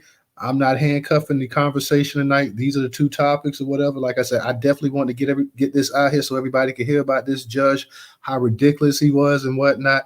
We already know how ridiculous for those that's on YouTube and have heard of Cynthia G. Everybody already knows how ridiculous she is. So I just wanted to go ahead and that's part of the curation thing. Like I say, and shout out to Atlanta Black Star, curator Newstoter.com platform. We went ahead and put that out today and whatnot. And this is the type of article we talk about black people and stuff like that right in the Jumbotron. And we talk about why the media doesn't talk about this and why the media don't talk about that. Anybody that saw that article today should have retweeted it. That's how you get things going. It's no reason why that article shouldn't have had at least 100 retweets whatsoever. You got a sitting judge sitting up here with a damn semi-automatic weapon, brandishing it at a black dude, sitting up here lying. This man is poor as a rail right here. He's 6 foot, 160 pounds, soaking wet, and you sitting up here talking about he's 6'9". See, that's that same nonsense that they all the time used to have with black people talking about they committed this crime. Oh, he was so big and so black. He was so big and so black. Same kind of nonsense right here. Same reason that every time a cop has to shoot a black person down, they was in fear of their life. You got this judge sitting up here bragging about it. Bragging about it. So like I say, we as black people, we sit up here and we talk about the grassroots and we talk about networking and we talk about this and that and talk about holding people. Yet, like I said, I went ahead and this article may have 15, 16 retweets. There's no reason why I shouldn't have had 100. And if you really want to make some noise, you try to get it to 1,000 retweets. What the people up there in New York have to see it and they have to address it. So if you're gonna talk about using the media to your advantage, then use it to your advantage. Don't talk about it, be about it. Let me go ahead and give it to my man, Professor, next. Professor, go ahead and unmute your mic. I'm sure you got something. Like I say, Professor, you can go from either topic. It don't matter, bro. Yeah, thank you, Newstoter. I'm going to say in reference to that judge, with him, man, he just sounds like he was just a straight extremist. We're talking about somebody who pretty much he's in white supremacy. He's probably in one of those groups, the Ku Klux Klan or something like that, because he surely didn't mind pulling that gun on that brother, man. And I hope this man is removed from the bar, removed from as a judge. He needs to be. We don't need anybody like that in the courtroom because we already know he's discriminating against black defendants anyway. Anybody that we know that's doing this type of stuff, they need to be removed as a judge. They need to be removed as a DA. If we can find out that they are holding any type of biases or doing things like this here, we got to get rid of them. And we got to stay on top of this. And like you said, we do need to retweet these stories as you put them out there. Going back to Cynthia G, she talks about black men all the time, y'all.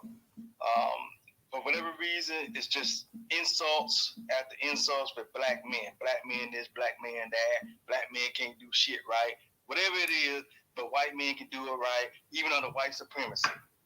But I'm going to tell y'all ladies something, for some of you ladies, because I heard the one before that, some lady got up in here talking about, she kind of see what Cynthia G was talking about, which is bullshit, because that shit she was talking about was from the storm front. Excuse my French. But Cynthia G, I'm going to tell y'all, she's talking this crap, white supremacy, but what y'all need to understand is, black women, and I know a lot of sisters in here support their black men, but it's a story out there right now about a young white male who is in part of an online community group called Incel. It's a community online group right now, y'all. A lot of people didn't know about this. This story broke last night. This young white male is in Ohio, and he was plotting to kill 3,000 women. They found his manifesto. Now, what women he was trying to kill, I don't know, because, they didn't say, like, if he was trying to kill black women, white women, or... It was black. It's black, Professor. Okay, so he was targeting, where the news said women, y'all, but Secret Sister saying black women. So, sisters, y'all need to understand something. Y'all trying to talk about brothers, y'all better get an understanding right now. Brothers are not perfect. We come with a lot of mistakes. We come with flaws, just like Jesus told us that we are in the flesh. We are in the flesh. Just like the white man is in the flesh. We are all in the flesh. So you think that white man is perfect and he's going to give you something better, you better think again, because a lot of sisters, they run over there to them damn white men, trying to fuck them and get with them. Guess what's happening? They getting killed. Now, I'm going to tell you, sisters, do what you do that makes you happy, but if you want to run over there to them, understand there is white men out there that want to kill women when they don't get something from them. That's what this group is all about, that they was talking about in the article.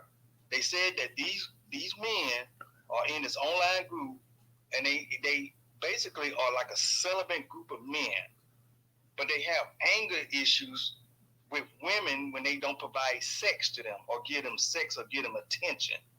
And so they are mad and angry.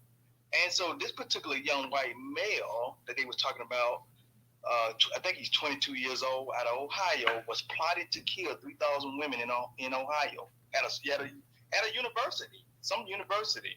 They didn't say which university, but he was plotting to kill. And I want you sisters to understand, that has been happening all across the country, where black women have been going out with some white guys and they coming up dead. It happened over here in Missouri, I think about 2 or 3 years ago. A sister answered an ad in Tinder to a white man that she was interested in. Went to his house. Guess what they found that sister at, y'all? Chopped up, dismembered. That's right, he killed her. Come to find out, the dude was a white supremacist.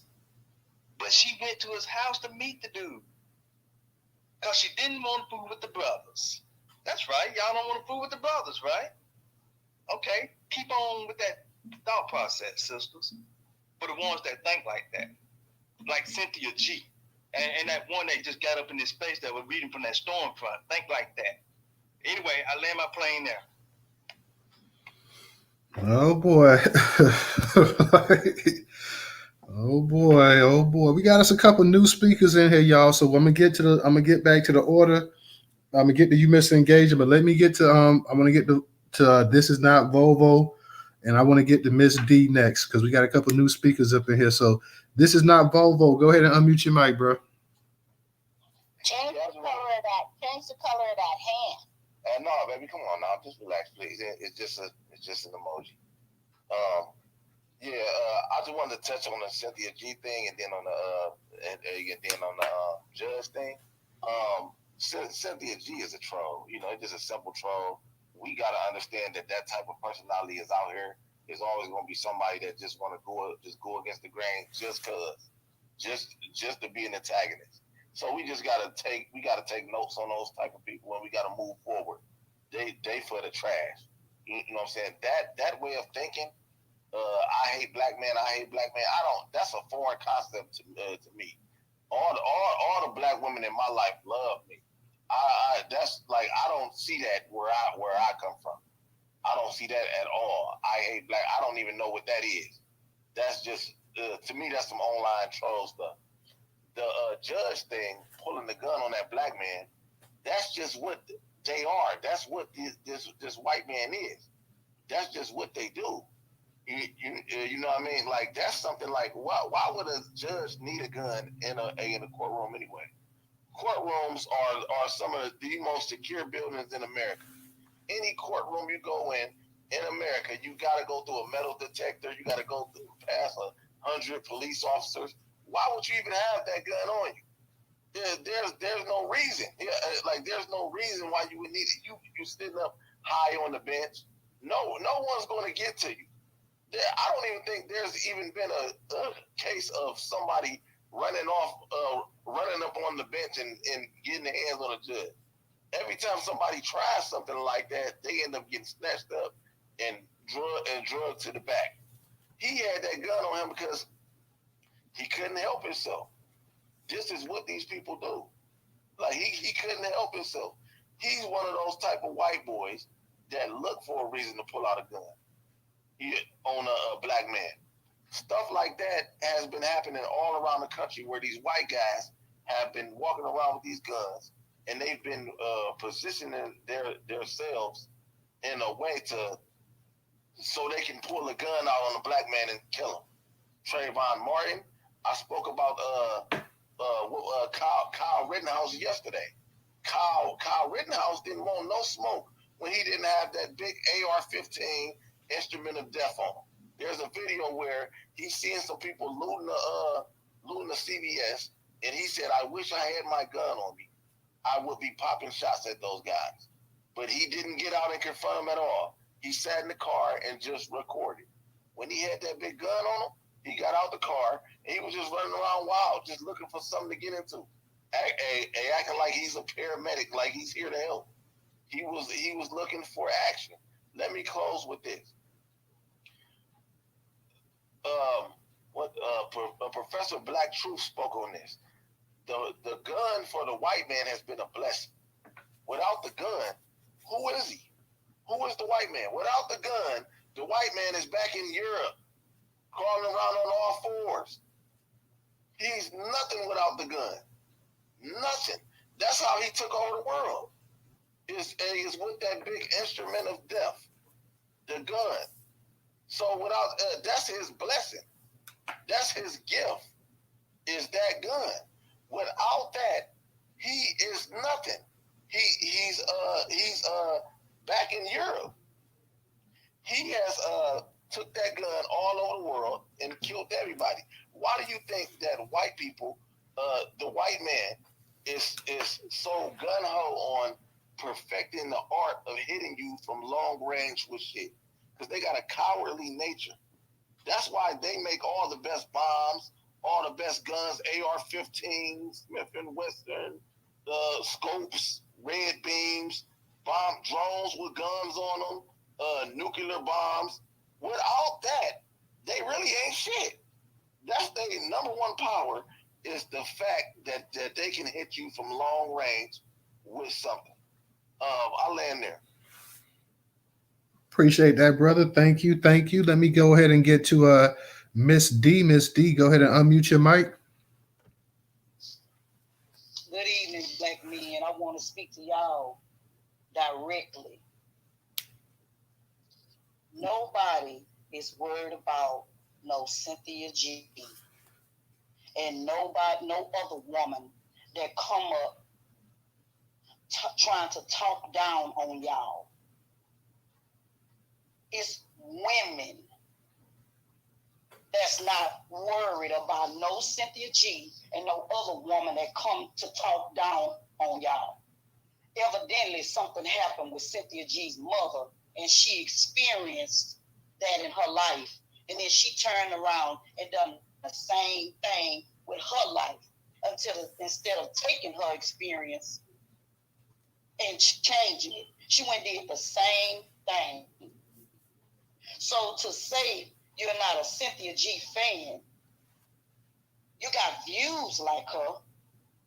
Anybody with sense know what happened to the black man and the destruction of the black man. They tried to take him down, but they really didn't succeed because they still standing. I have a son, I have a daddy, and I have a brother.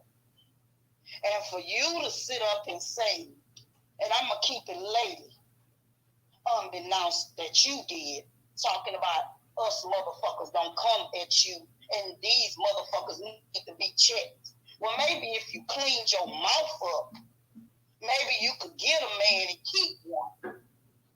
But I want y'all to look at some of these women. Look at some of them, and you will see the reason why they can't keep a man. Just look at some of them. Just check some of them out. Cynthia G is definitely one. Look like a straight donkey in the face. And if you're sitting up talking like that, calling me and MFs and all this here, I see why they don't want to talk. And I just want to tell y'all, since this was spoken abroad and not just directly saying that's something that happened in her life and in Cynthia G life, us black women love y'all, and don't y'all forget it. All y'all black men, we love y'all, and don't y'all forget it. Thank you, Miss D. Thank you. Love you. Thank you.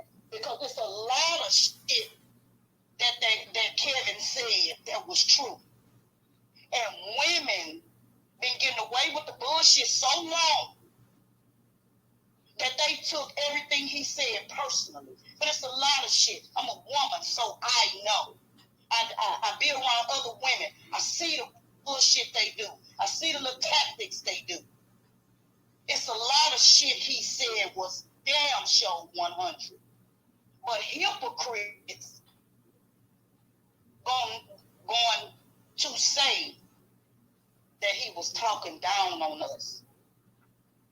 Let me tell you something. If the shoe fit, wear it.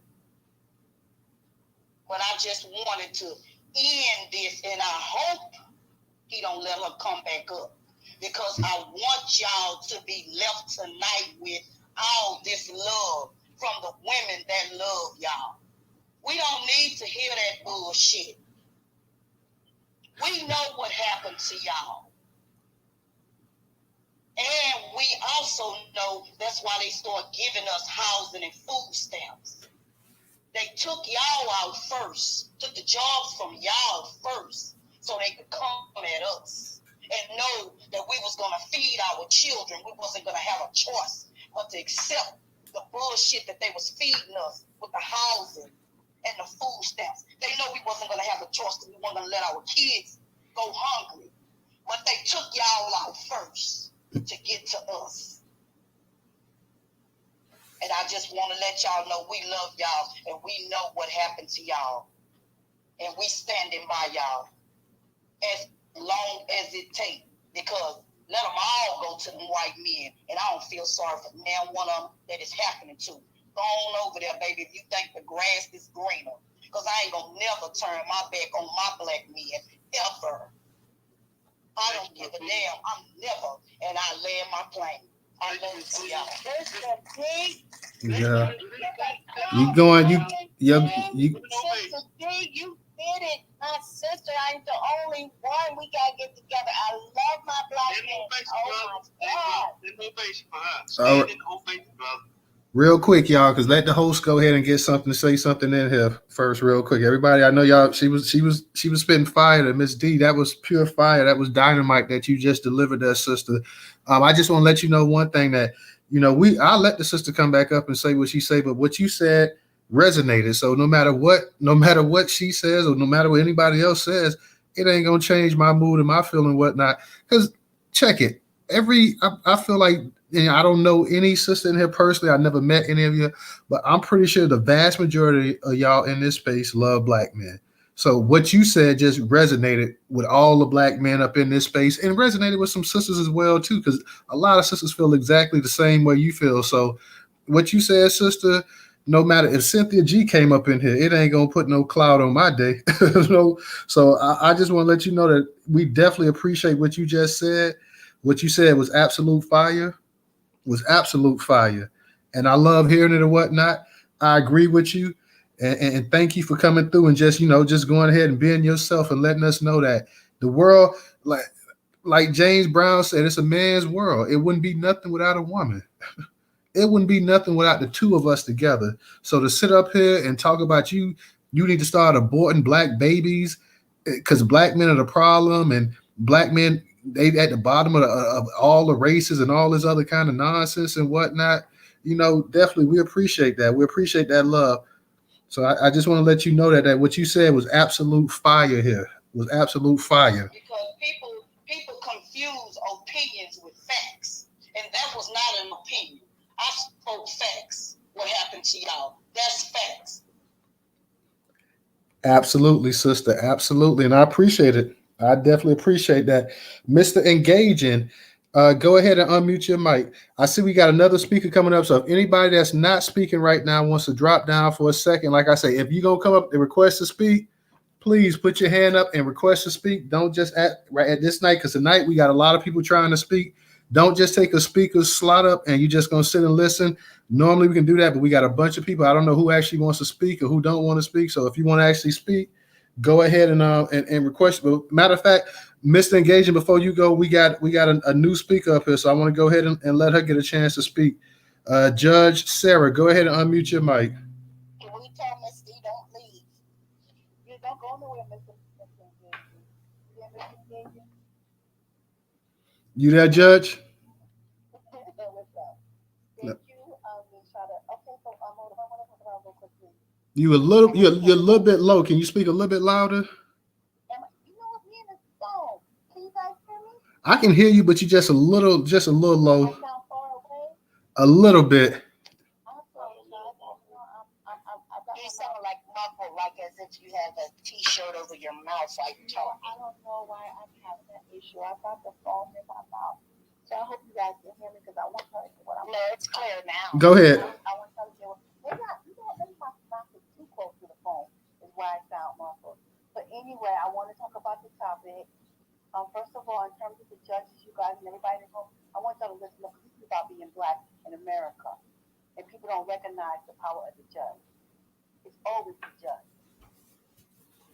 It's never the cop. It's never the people below them. It's always the judge. The judge wields a lot of power in this country. And my understanding is it came to light that he was bragging to his friends. He was bragging at the judge conference. So that's how they move and that's how they get down. And we need to shine a light on that. The main thing I want to talk about is when I came in, he was talking about retweeting. And this is the part that I don't understand. I want to say to the people in the room, please listen, because I'm talking to black people. I love black people. My purpose is to liberate black people, but I can't liberate black people by myself. A retweet costs you zero. It costs you nothing. The white media is always going to negatively frame black people. What we think in all parts of the country, you in Alabama, you in California, you in New York, is what we see. We don't know is what they show us. So the white media is in control of things and have been for some time, and they are showing what we see. We have the power with Twitter, Instagram. Instagram and everything is a retweet. It's that simple. And and you I'm trying to come up with some kind of movement. Is how we gonna get people to understand the retweet. I'm blessed and flavored. It's people that I tweet and they will always retweet my stuff. I get embarrassed. Everything I say, they retweet. I got a handful of people who just retweet. And that's a black person that loves black. They love being black. They know I love black. So they support me in our blackness. They ain't gonna save us, people. If you see something relevant about a judge, about a person been abused, or someone vocalizing, I don't understand. What does it cost you to retweet? And what you don't get, it so will empower us. And what we want, for example, reparations. If everybody once a week retweet something about Governor Newsom and reparations, because we want to be the president. Y'all gotta stop playing chess and learn how to play checkers. This is America. They kill themselves to come here because it's America. And y'all need to know how to play the game. Now, on the other topic, I don't disparage black people. I never disparage black people. You're not gonna ever catch me disparaging mine. Period. And I'm gonna leave it there. Thank you. And what's up, Mr. Engaging? Thank you, sister. Thank you. Mr. Engaging, give me 1 second. Let me get to Leon. Leon, go ahead and unmute your mic. How you doing, Newstoter? I was just trying to read up real quick on the judge thing. First of all, well, I know in the state of Pennsylvania, the only people that's supposed to have guns in the courtroom are bailiffs or sheriffs. Whoever. See, not to interrupt. See what I'm telling you? I'm in Pennsylvania. We're not allowed to take our guns in. Go ahead. I apologize. That's right. Just because I've been to court a couple times, I know. That's why I'm saying that don't happen in Pennsylvania like that. But anyway, I'm sure it probably don't happen in New York either. But you're always going to have one of those type of those people think that privilege could outweigh everything else. You know what I'm saying? So whatever happens, he should lose his court judgeship. He should lose his because I'm sure he probably was a lawyer. He should get removed from the bar and everything. He shouldn't even be practicing law after he loses his judgeship and everything. And he should go to jail as well.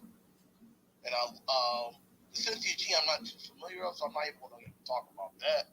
But what Miss D said, thank you. I don't know you, but I love you. Your words were encouraging and inspiring for all black men. And I'm just going to speak on that, and I'll land there. Appreciate that, brother. Appreciate that. Like I say, you guys, make sure you following us. We got the YouTube channel up in the actual Jumbotron. Make sure it costs you nothing also to follow us on YouTube. It costs you nothing to sign up for the newsletter. That's free. All you got to do, go to the newsletter. The link is up in there. You'll see that it'll take you to the actual page with the newsletter. You just go ahead and you put your email address in there. Once you put your email address, whenever you get a chance, you'll get an email from us. Just go ahead and click the link to verify. And that way, you are subscribed to the newsletter. So the newsletter is free, and the actual YouTube channel, the subscribe to the YouTube channel is free also. And if you want to support us on Cash App or PayPal or any of that, that's also in the Jumbotron as well. The Cash App is $Newstoter. Let me go ahead and get to Mr. Engaging. Mr. Engaging, go ahead.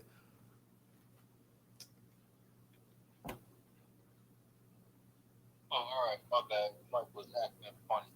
You know how Twitter works. I wanted to really comment on the judge thing.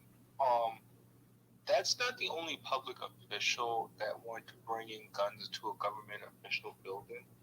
I posted up in the Jumbotron, what's her name? Miss Marjorie Taylor Greene. She had an incident, I think you talked about it too in the space, where she was talking about bringing a firearm to the courthouse, or not the courthouse, or to the House of Congress when they were deliberating and to passing bills and stuff. So I just want to make a highlight on that, and that it should be more stricter laws regarding on government officials bringing pistols and stuff to a government institution, but depending on which state, some people can't actually do that.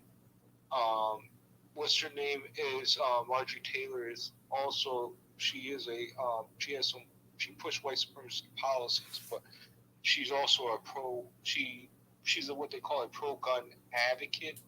So like she'll talk about the 2A and yada yada yada, and she tries to bring it on to like places that are where they're deliberating. Like it's kind of aggressive. I'm just gonna leave it like that. I really think that the judge, that judge should have been like, where's the DOJ at? Where's the Biden DOJ at to like get this guy first derobed?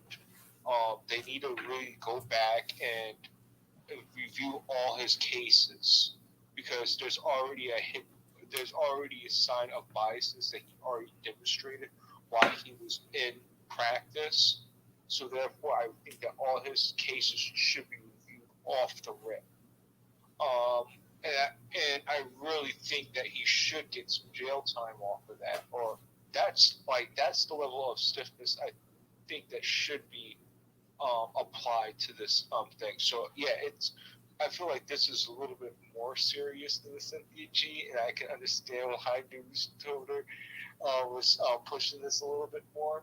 So I wanted to just share my thoughts on that. Oh yeah, I like I say, Cynthia G, she is what she is, a magpie, whatever. But I had to go ahead and put this story out there. You see the news and stuff that we curate 25, 30 articles a day. And that's why I tell people to go to Newstoter, because you can't curate everything on Twitter. If I did that, I used to do that.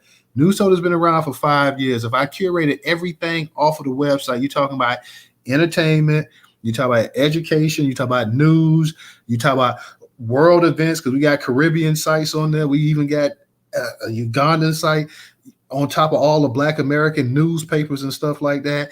Lifestyle, hair stuff. So if you're talking about curating every post that went on Newstoter a day and tweeting it out to Twitter, you're talking about probably 60, 70, 80 perhaps tweets and stuff just from the content on there. Trust me, I have counted before the amount of content that I have tweeted out on Twitter, and at times I've tweeted out over the years 80, 90 tweets during the day from Twitter off of Newstoter. So that's why I say go visit the site. Go visit the site. Check it out. It's like an encyclopedia. It's a curation platform, but it's also a news portal to connect you to the actual sources, to the actual websites and stuff to take you where you can read the entire content and all that. So that's why I say, and this is definitely more important. I was just going to do the space on Cynthia G, but I said, well, that wouldn't be right, because we talking about Cynthia G and her supporting white supremacy. At the same time, we got a white supremacist, suspected white supremacist, Tariq would say, the suspected white supremacist judge. And I don't even know if he could say suspected. The man pulling out a damn semi-automatic pistol and whatnot and sitting up here lying about this black dude doing this and all this other nonsense. So there is no suspected right there. It is what it is. Okay? And this is the same one. Ain't no telling how many black dudes this dude done put away for life and whatnot. So yeah, it's no suspected whatsoever. This dude is all out one. So Deluxe, I see you trying to get up in here. Let me out. Is there anybody in the space? Because I'm gonna go to Tell the Truth next. Miss D, is it okay if I drop you down just for 1 second and let Mr. Lux come up here and speak? And then I'll bring you back up in a second. Okay. Okay, sister, I appreciate that. Let me go ahead. Yeah, make sure you bring her back up. I wanted to ask her a couple things. Oh yeah, she's fired. We're gonna bring her back. And Mr. Lux, I'm gonna bring you up here real quick. So let's go ahead and go to Tell the Truth. Tell the Truth. Go ahead and unmute your mic.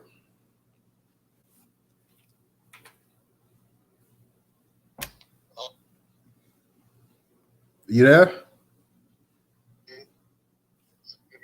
Yeah, your phone breaking up. Can you hear me well? Yeah, I can hear you now better. Okay.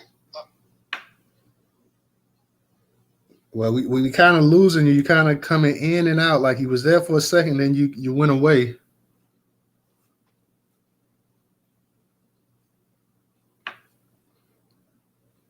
Okay, I think he's disconnecting or whatever. Deluxe, I know you just got up and you came up here. You want to go ahead and speak real quick, and then we're gonna go to Ebony again. Absolutely. Peace and reparations to the room. Newstoter, thank you as always for everything that you do for our community. I just wanted to, I think this was a setup on your part, Newstoter, and I think you spoke to what I was reading with respect to these two stories that you wanted to bring together. I see the correlation between the two.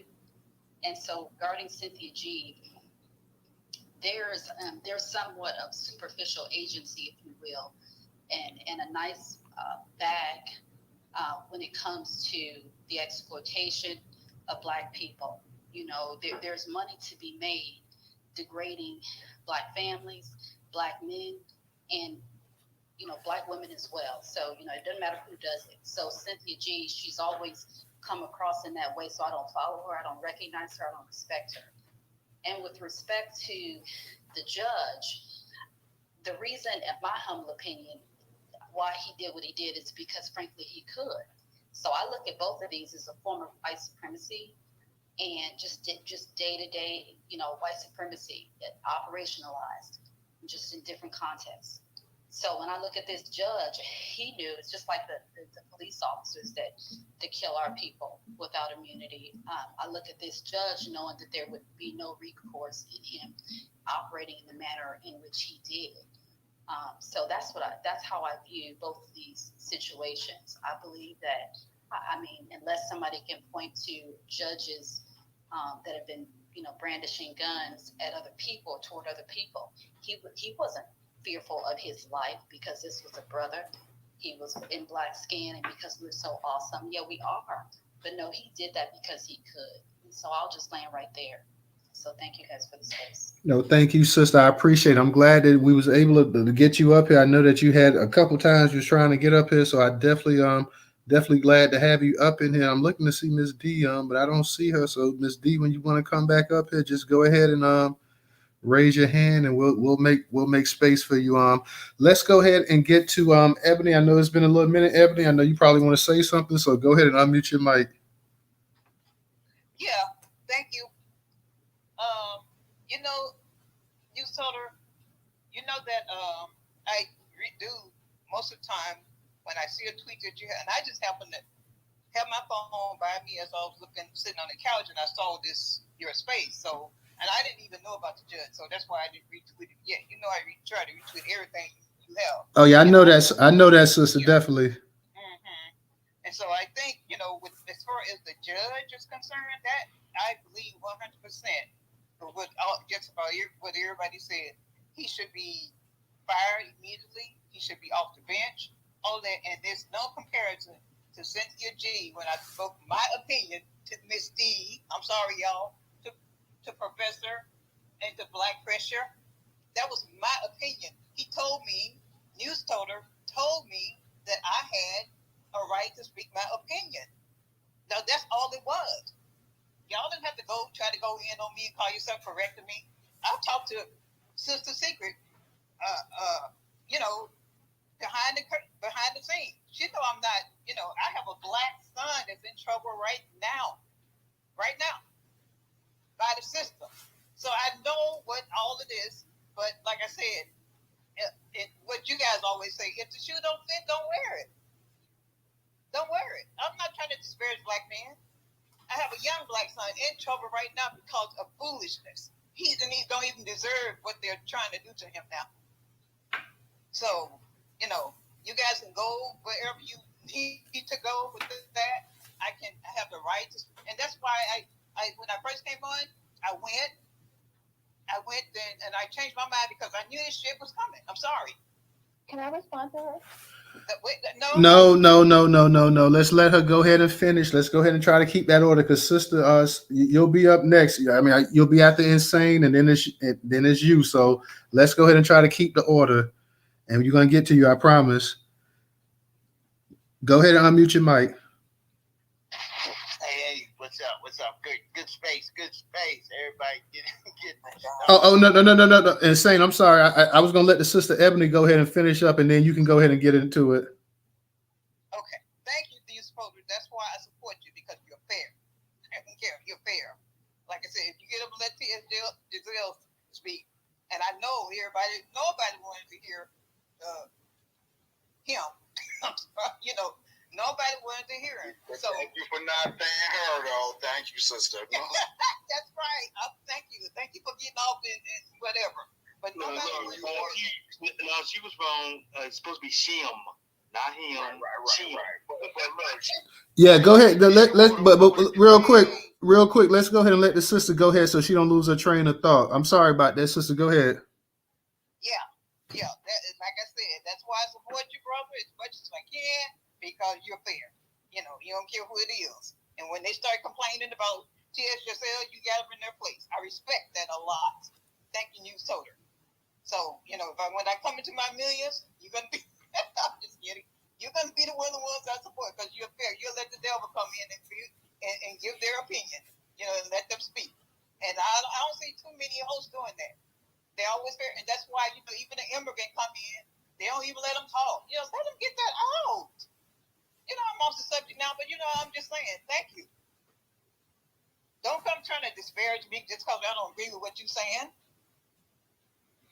The hell with you, too. Maybe I'm wrong for saying that, but, hey, sorry. That's all I got to say. All right, I appreciate that, sister. Let's go ahead and insane. Then we're gonna go ahead and get let's look at the order of things. For anybody, go ahead and put your hands up in the speakers that want to speak, because I'm gonna give you the order right now. We got insane, we got secret, we got OGK, we got judge. So those are gonna be the next few speakers. So go ahead, insane, and please go ahead and unmute your mic. All right, wonderful space, and just shout out to everybody once again. Much appreciation and love for Diana and speaking up the way that she spoke up, and probably brought a little bit of greater insight into a larger problem. She was expounding on how the welfare state essentially has split us up, and it goes deeper than that because the welfare started as a widow's fund for single white women. And then it was opened up, I believe, after the Depression for white families. When it came to us, that's when they stipulated that the man can't be in the household.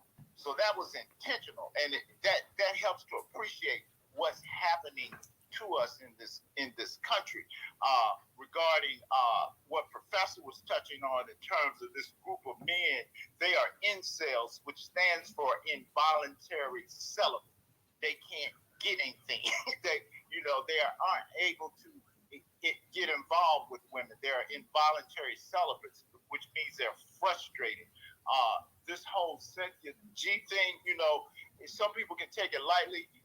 Again, the only thing I can say about it, and it touches on what the judge was speaking about in terms of retweeting, and a lot of you know that, when I retweet, I'm always doing that old like and share corny stuff, but I'm doing that for a reason because that's very powerful. The retweet is extremely powerful. This is media.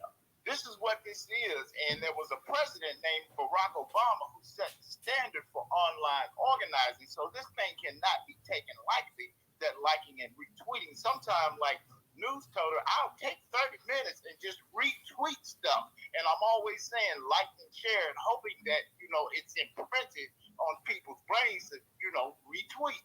Furthermore, this whole Cynthia G thing, what I'm seeing here is an abortion issue and an opportunity for those of us who are against abortion to speak out against it.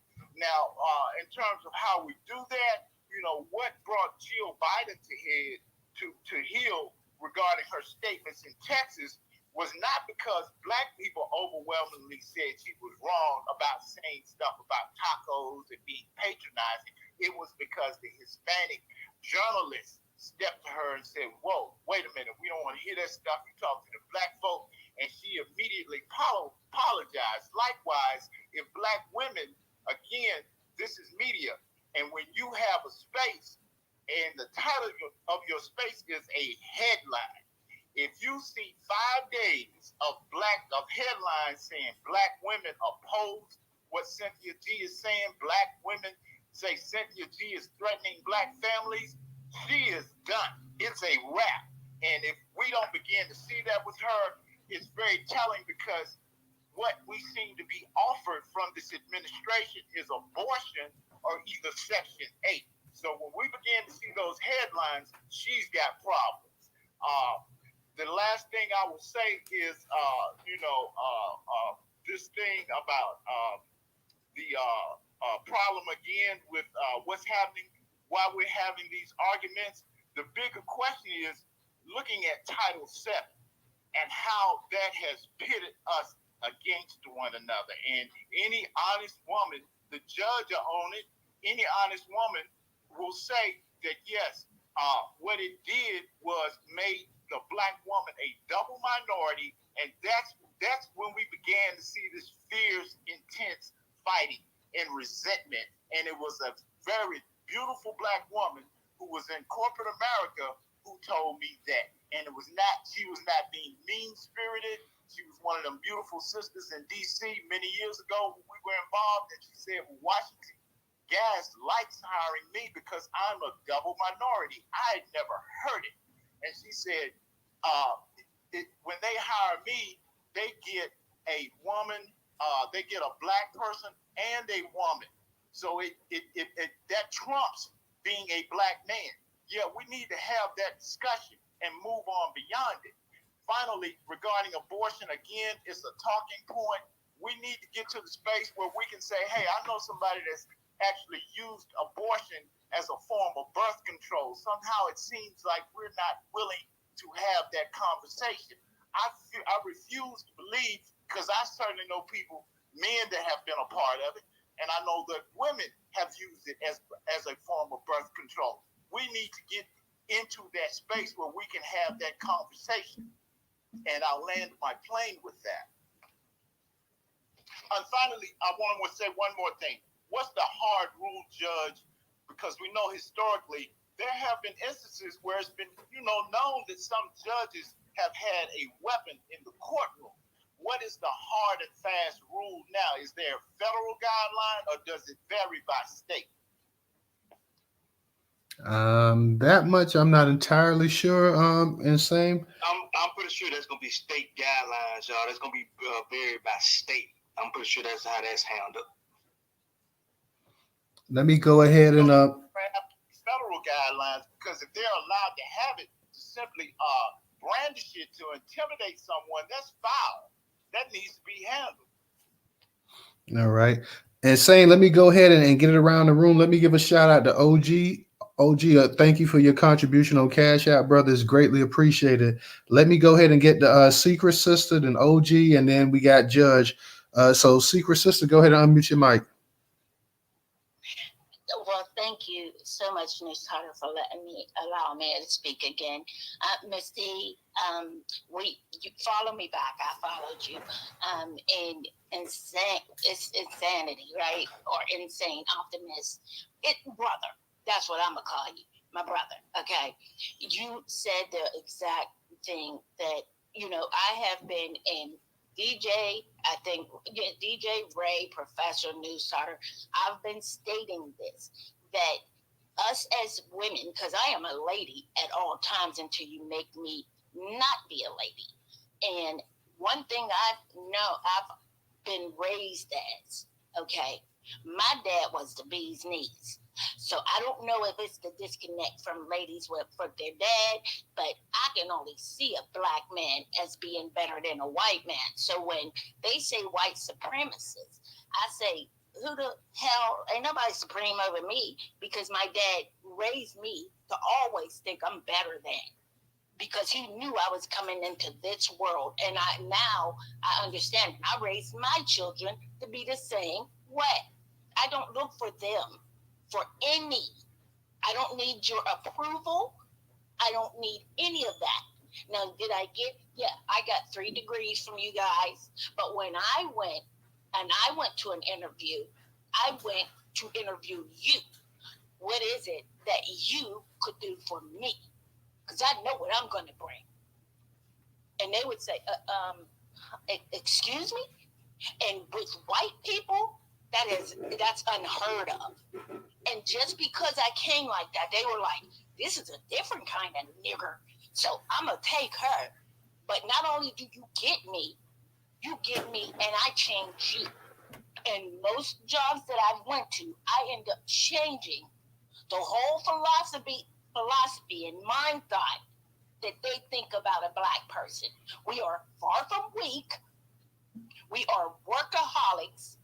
And I'm going to tell you from the working with inside as a federal agent, we are not.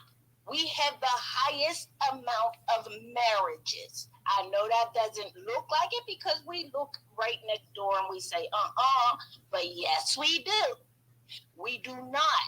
The white girl that sneaks into the black neighborhood and get pregnant by that black man goes to that abortion clinic that's been put in the black neighborhood, and which makes us look like we are the ones getting abortions. We're not. We have our babies. This has been, grandma would say, and then this, unless you're raped or something like that, we are having our babies because grandma, auntie, everybody going to help raise that baby, because that baby ain't have nothing to do with the mistake you did. And you're going to take your black ass to school, and you got something you got to be something about. So this is how I was raised. Okay, abortion is not even heard of in our family. You get what I mean? Ebony, my sister, you my sister. I love you. Yes, we do talk behind the scenes, and I hope that I'm making you proud of the progress that I have done for your son. But I will say this: if you don't get 100% behind our men now, your son will be the next man being targeted. It's not so fun when the rabbit got the gun. And see, they'll get the gun on your son. So I look at it like I have 12 brothers. I'm the only girl. I have a father. I have a stepfather. I have a husband. I have a son. I have cousins. And guess what? I have a whole bunch of brothers on here that's FBA, okay, that I refuse to see go down for bullshit. So this is why I became a homicide detective and a federal agent. And that's the reason why I wanted to be the spook beside the door, because they infiltrated us long enough. It's time for us to infiltrate them. But then when that comes along, okay, I'll talk to you behind the scenes later. I don't want these people. Yeah. Real quick. Yeah. Don't go into any personal details that you guys might be discussing, because we don't need, it's recorded in this space and whatnot. We don't need people. So any personal thing that y'all got going on, just pretty much just keep that on the phone with you guys. Let me go ahead and unmute the mic. Thank you. No. I was done saying what I said to her. I was talking in general about our men, period. Because our men are being attacked. And I think I have said it one too many times of the manifesto I came across. The taking down of and the taking down of the black man. And I tried my best to get us 4 moves ahead on this chess game called life. And no one wants to listen until it's already here. Now we got the Mexicans. They're white now. They're white. If you can remember, they used to think they were black, but now they white. Chinese, they white now. Everybody, they're turning white now. Even our diaspora, they blacker than tar, but they come over here and they think they white. So my thing is we are all we got. So fighting amongst each other is unheard of. It's stupid, because we have to bring our strengths. Okay? Cynthia G, I think she should be denounced. She's denounced. I don't care if she is a FBA. You have now denounced. In the name of your ancestors, we are going to take over from here. You are not to, I'm just saying, because I know, being 70 years old, I know some of the fight I had.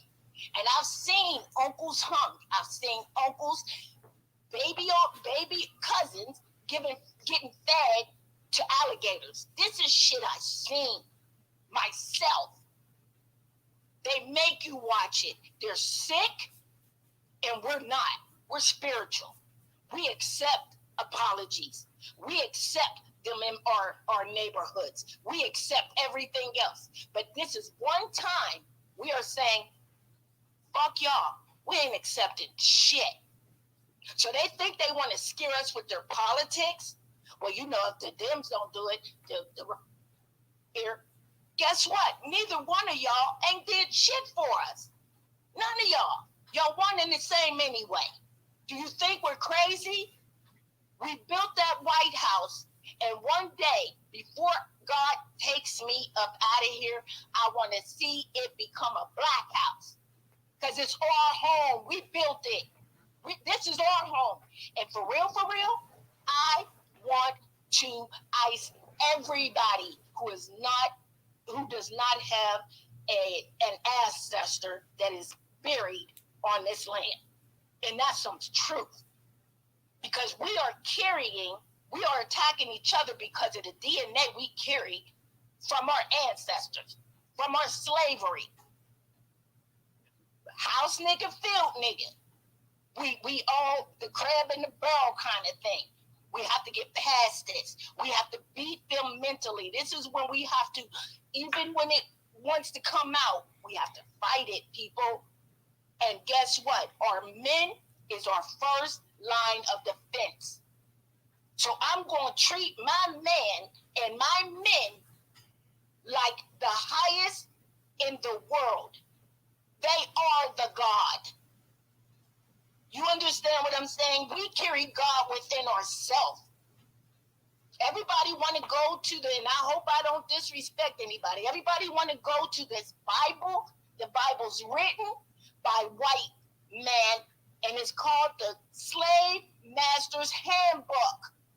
Read it. It tells you how to make sure you stay in control.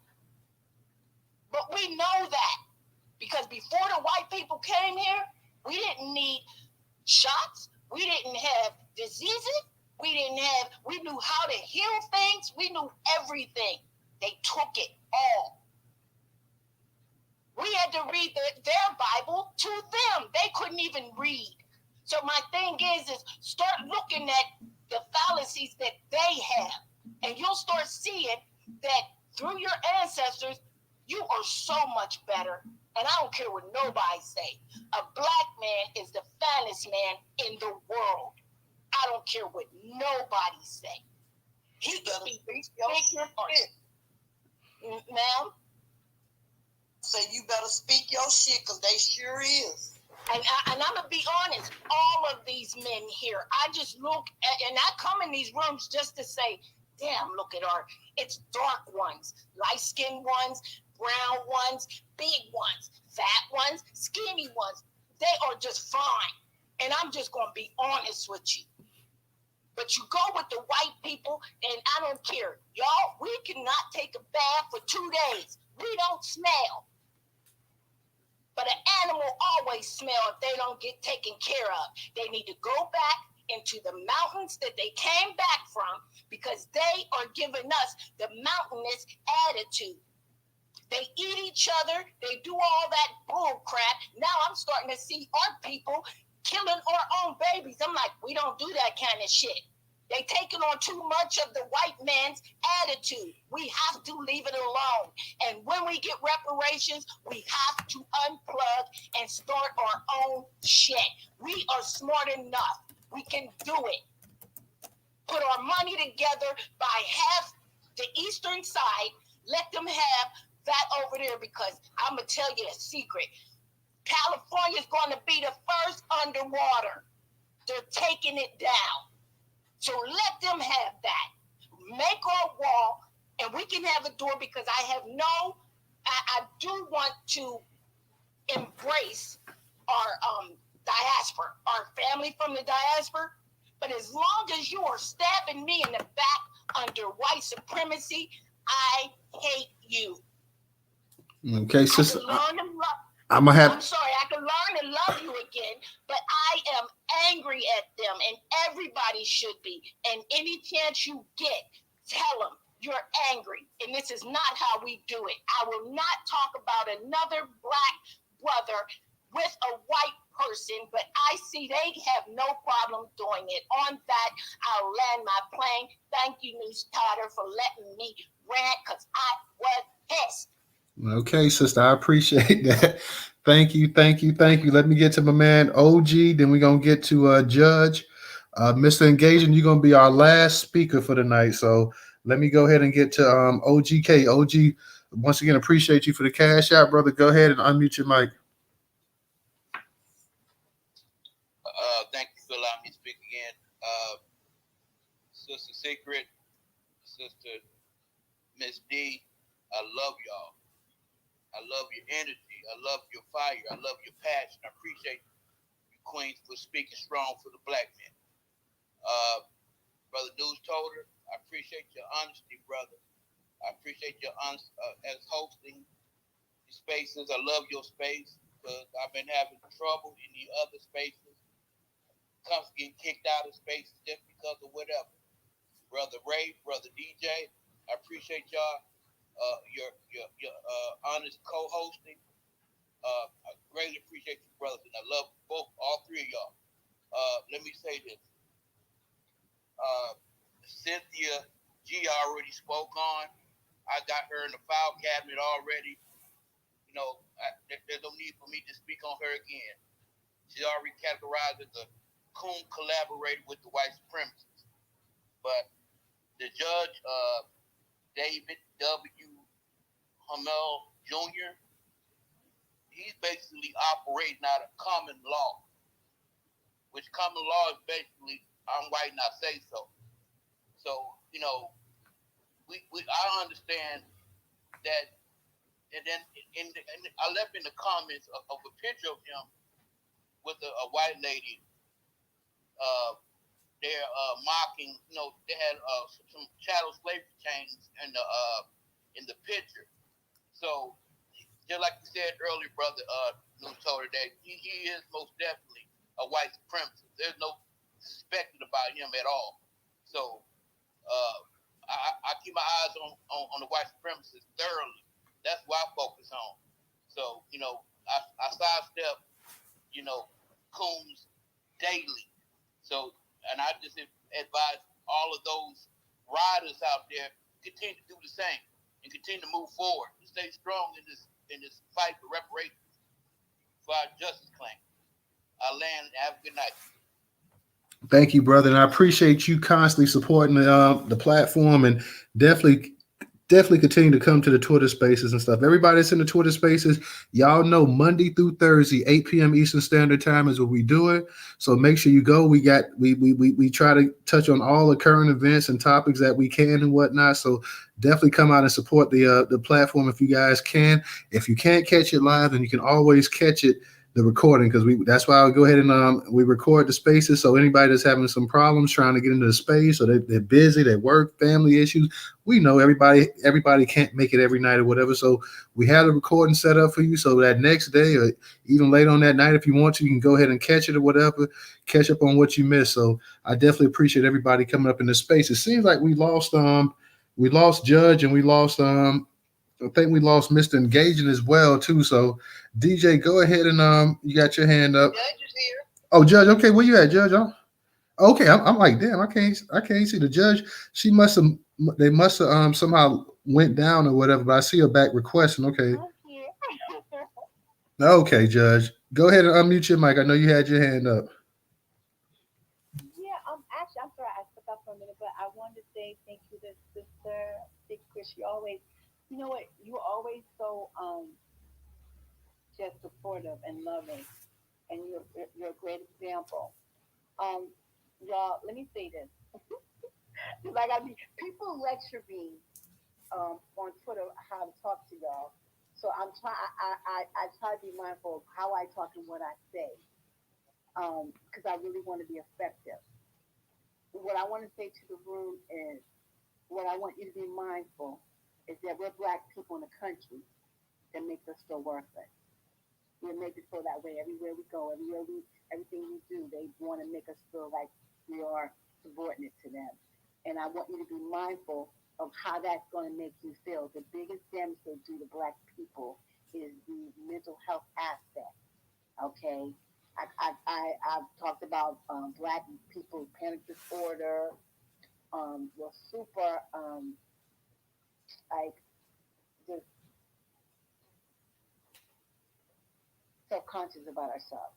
Okay, and that's why you're never going to hear me. Like I'm not comfortable. I don't talk negatively about black men. So the first time I've heard that is when I came on Clubhouse and came in spaces, and I was floored. I was like, "What are they saying? What are they talking about?" Um, so what I'm trying to say is just be mindful of what you say and what you do and how you love black people.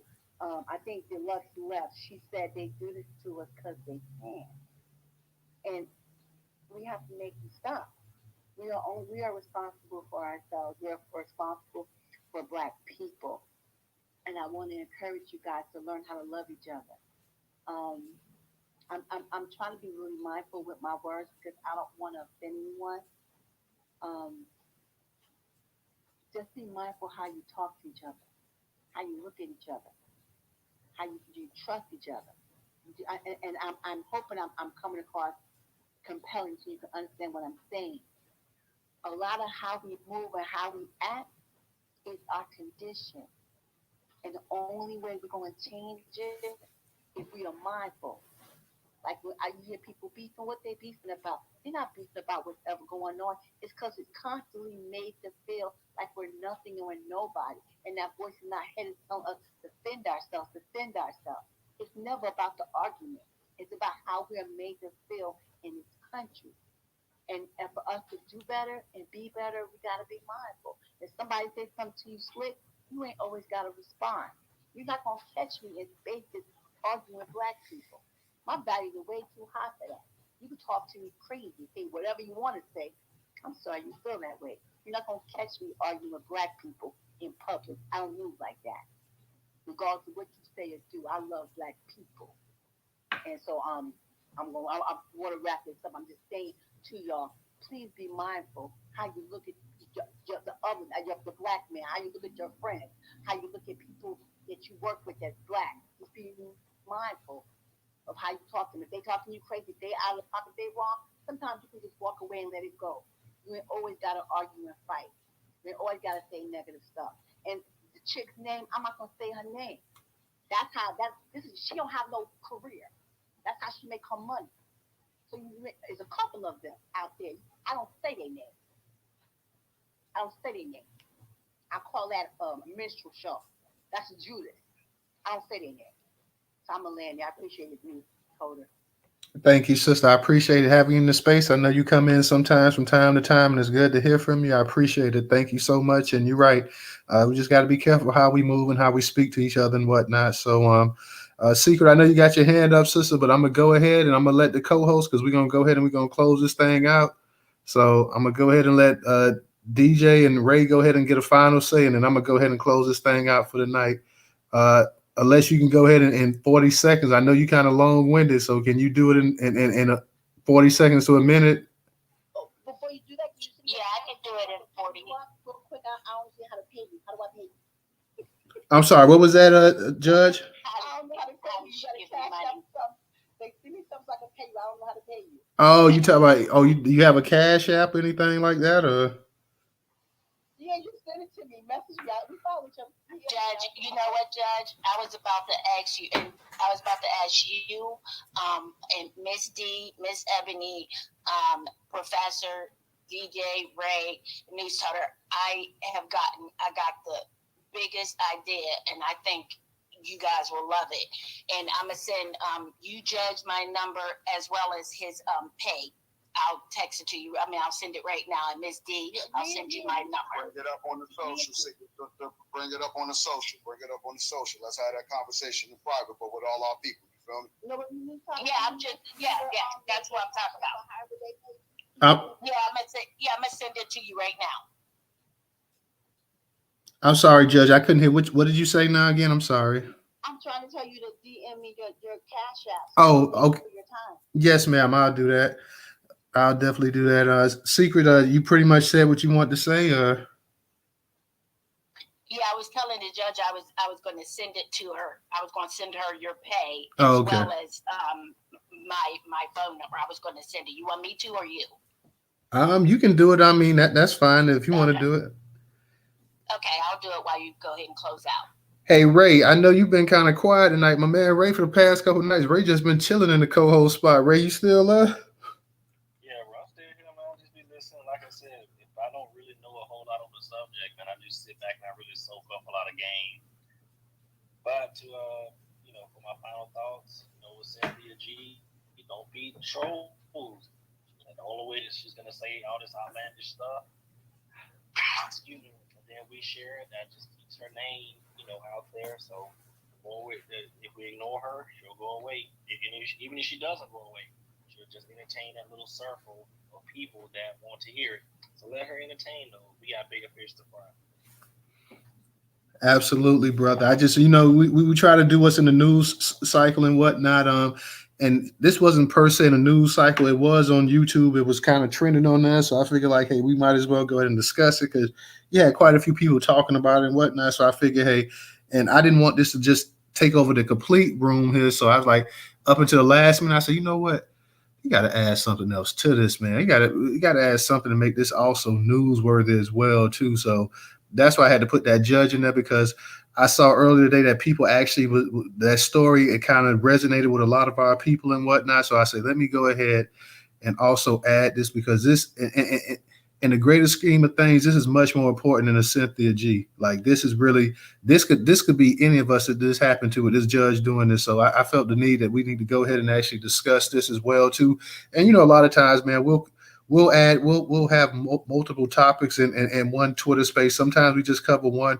I actually like covering multiple topics. I like cover 2-3 topics and stuff. But sometimes, the people they only feel in one thing, so you got to go with what the people want. But when we first started, we was doing actual news run where we doing 5-6 topics and stuff a night or whatnot. So, you're just trying to resonate with the people, whatever they feel that they want to swing with, fine. That's cool with me as well, too. As long as we can go ahead and have a worthwhile conversation, a discussion about it and whatnot. Nice dialogue. I'm cool with it. I'm fine with it. DJ, go ahead and unmute your mic and go ahead and add your 2 cents to it. Yeah, I'm up in the spot doing what I'm doing, but everybody, we agree to agree. So ain't no harm, no foul or anything. And Sister Carolyn, you must have forgot how we met. You know what I mean? Kevin Samuels was right. So I'll leave it at that. But we'll talk about that in the back channel. You know what I'm saying? I'll let y'all Newstoter out. Yes, ma'am. I know that was a couple spaces ago and a couple accounts ago on mine, but that's how we met. I had a space called Kevin Samuels. That's right. Absolutely, y'all. And I just want to say thank you guys again. This was a great space tonight. A lot of great ideas, a lot of great conversation. We covered pretty much everything that I wanted to talk about tonight. So I'm just glad to have everybody coming in, supporting these spaces as much as you can. I know everybody's busy in their day-to-day lives, so can't always make it. But when you do, I definitely appreciate it. So whenever you see that notification, if you can't make it, go ahead and tweet it out or whatever as much as you can and try to listen to that recording. If you don't know, Monday through Thursday, like I said, 8 p.m. Eastern Standard Time, that's when the Newstoter Twitter space always goes live. Also starting to stream on YouTube as well, too. So like I said, I put it up in the Jumbotron earlier. Y'all make sure y'all follow Newstoter on YouTube as well. Also subscribe to the newsletter as well, too. So I just want to say thank you guys. I appreciate you so much. This was, like I said, this is one of the better Twitter spaces this week. All of them are good, but this was especially good right here. So just glad to have everybody come up in the Twitter space. I definitely appreciate you all. Definitely, when you see that content out there and it's newsworthy, make sure you all go ahead and retweet it out. Like you said, like Judge said, it's free. You can go ahead and retweet that thing out. Help it get as viral as possible, especially if it's something that's really important that needs to be seen out there. So once again, I thank you all, to the co-hosts, the hosts, the speakers, the listeners, everybody that left a comment and just tweeted out everything, participated tonight. Thank you guys so much. I appreciate it. And sometimes we hold a space on Sunday sometimes, but if not Sunday, then we'll be back at the regular time Monday at 8 p.m. Eastern Standard Time. So DJ, you got something to say before I close it out? Yeah, just get up in the Jumbotron, y'all, and try to post it real quick. Come up on this social network. We got our own platform. We ain't got to worry about the WPIs as much anymore. You ain't got to worry about getting banned or anything like that. So it's right there in the Jumbotron. I just put, well, hold up a minute. Let me put it in the Jumbotron. Just tweeted it to the chat over here. But now it's in the Jumbotron, so hopefully just give it a second. It'll pop up in there. But yeah, everybody come up to our new platform, Black American Center, and Focus, and Newstoter is up there. We up there repping, so let's get it. All right, y'all. We'll see y'all. Until then, y'all have a good night. We'll see you, and you guys take care.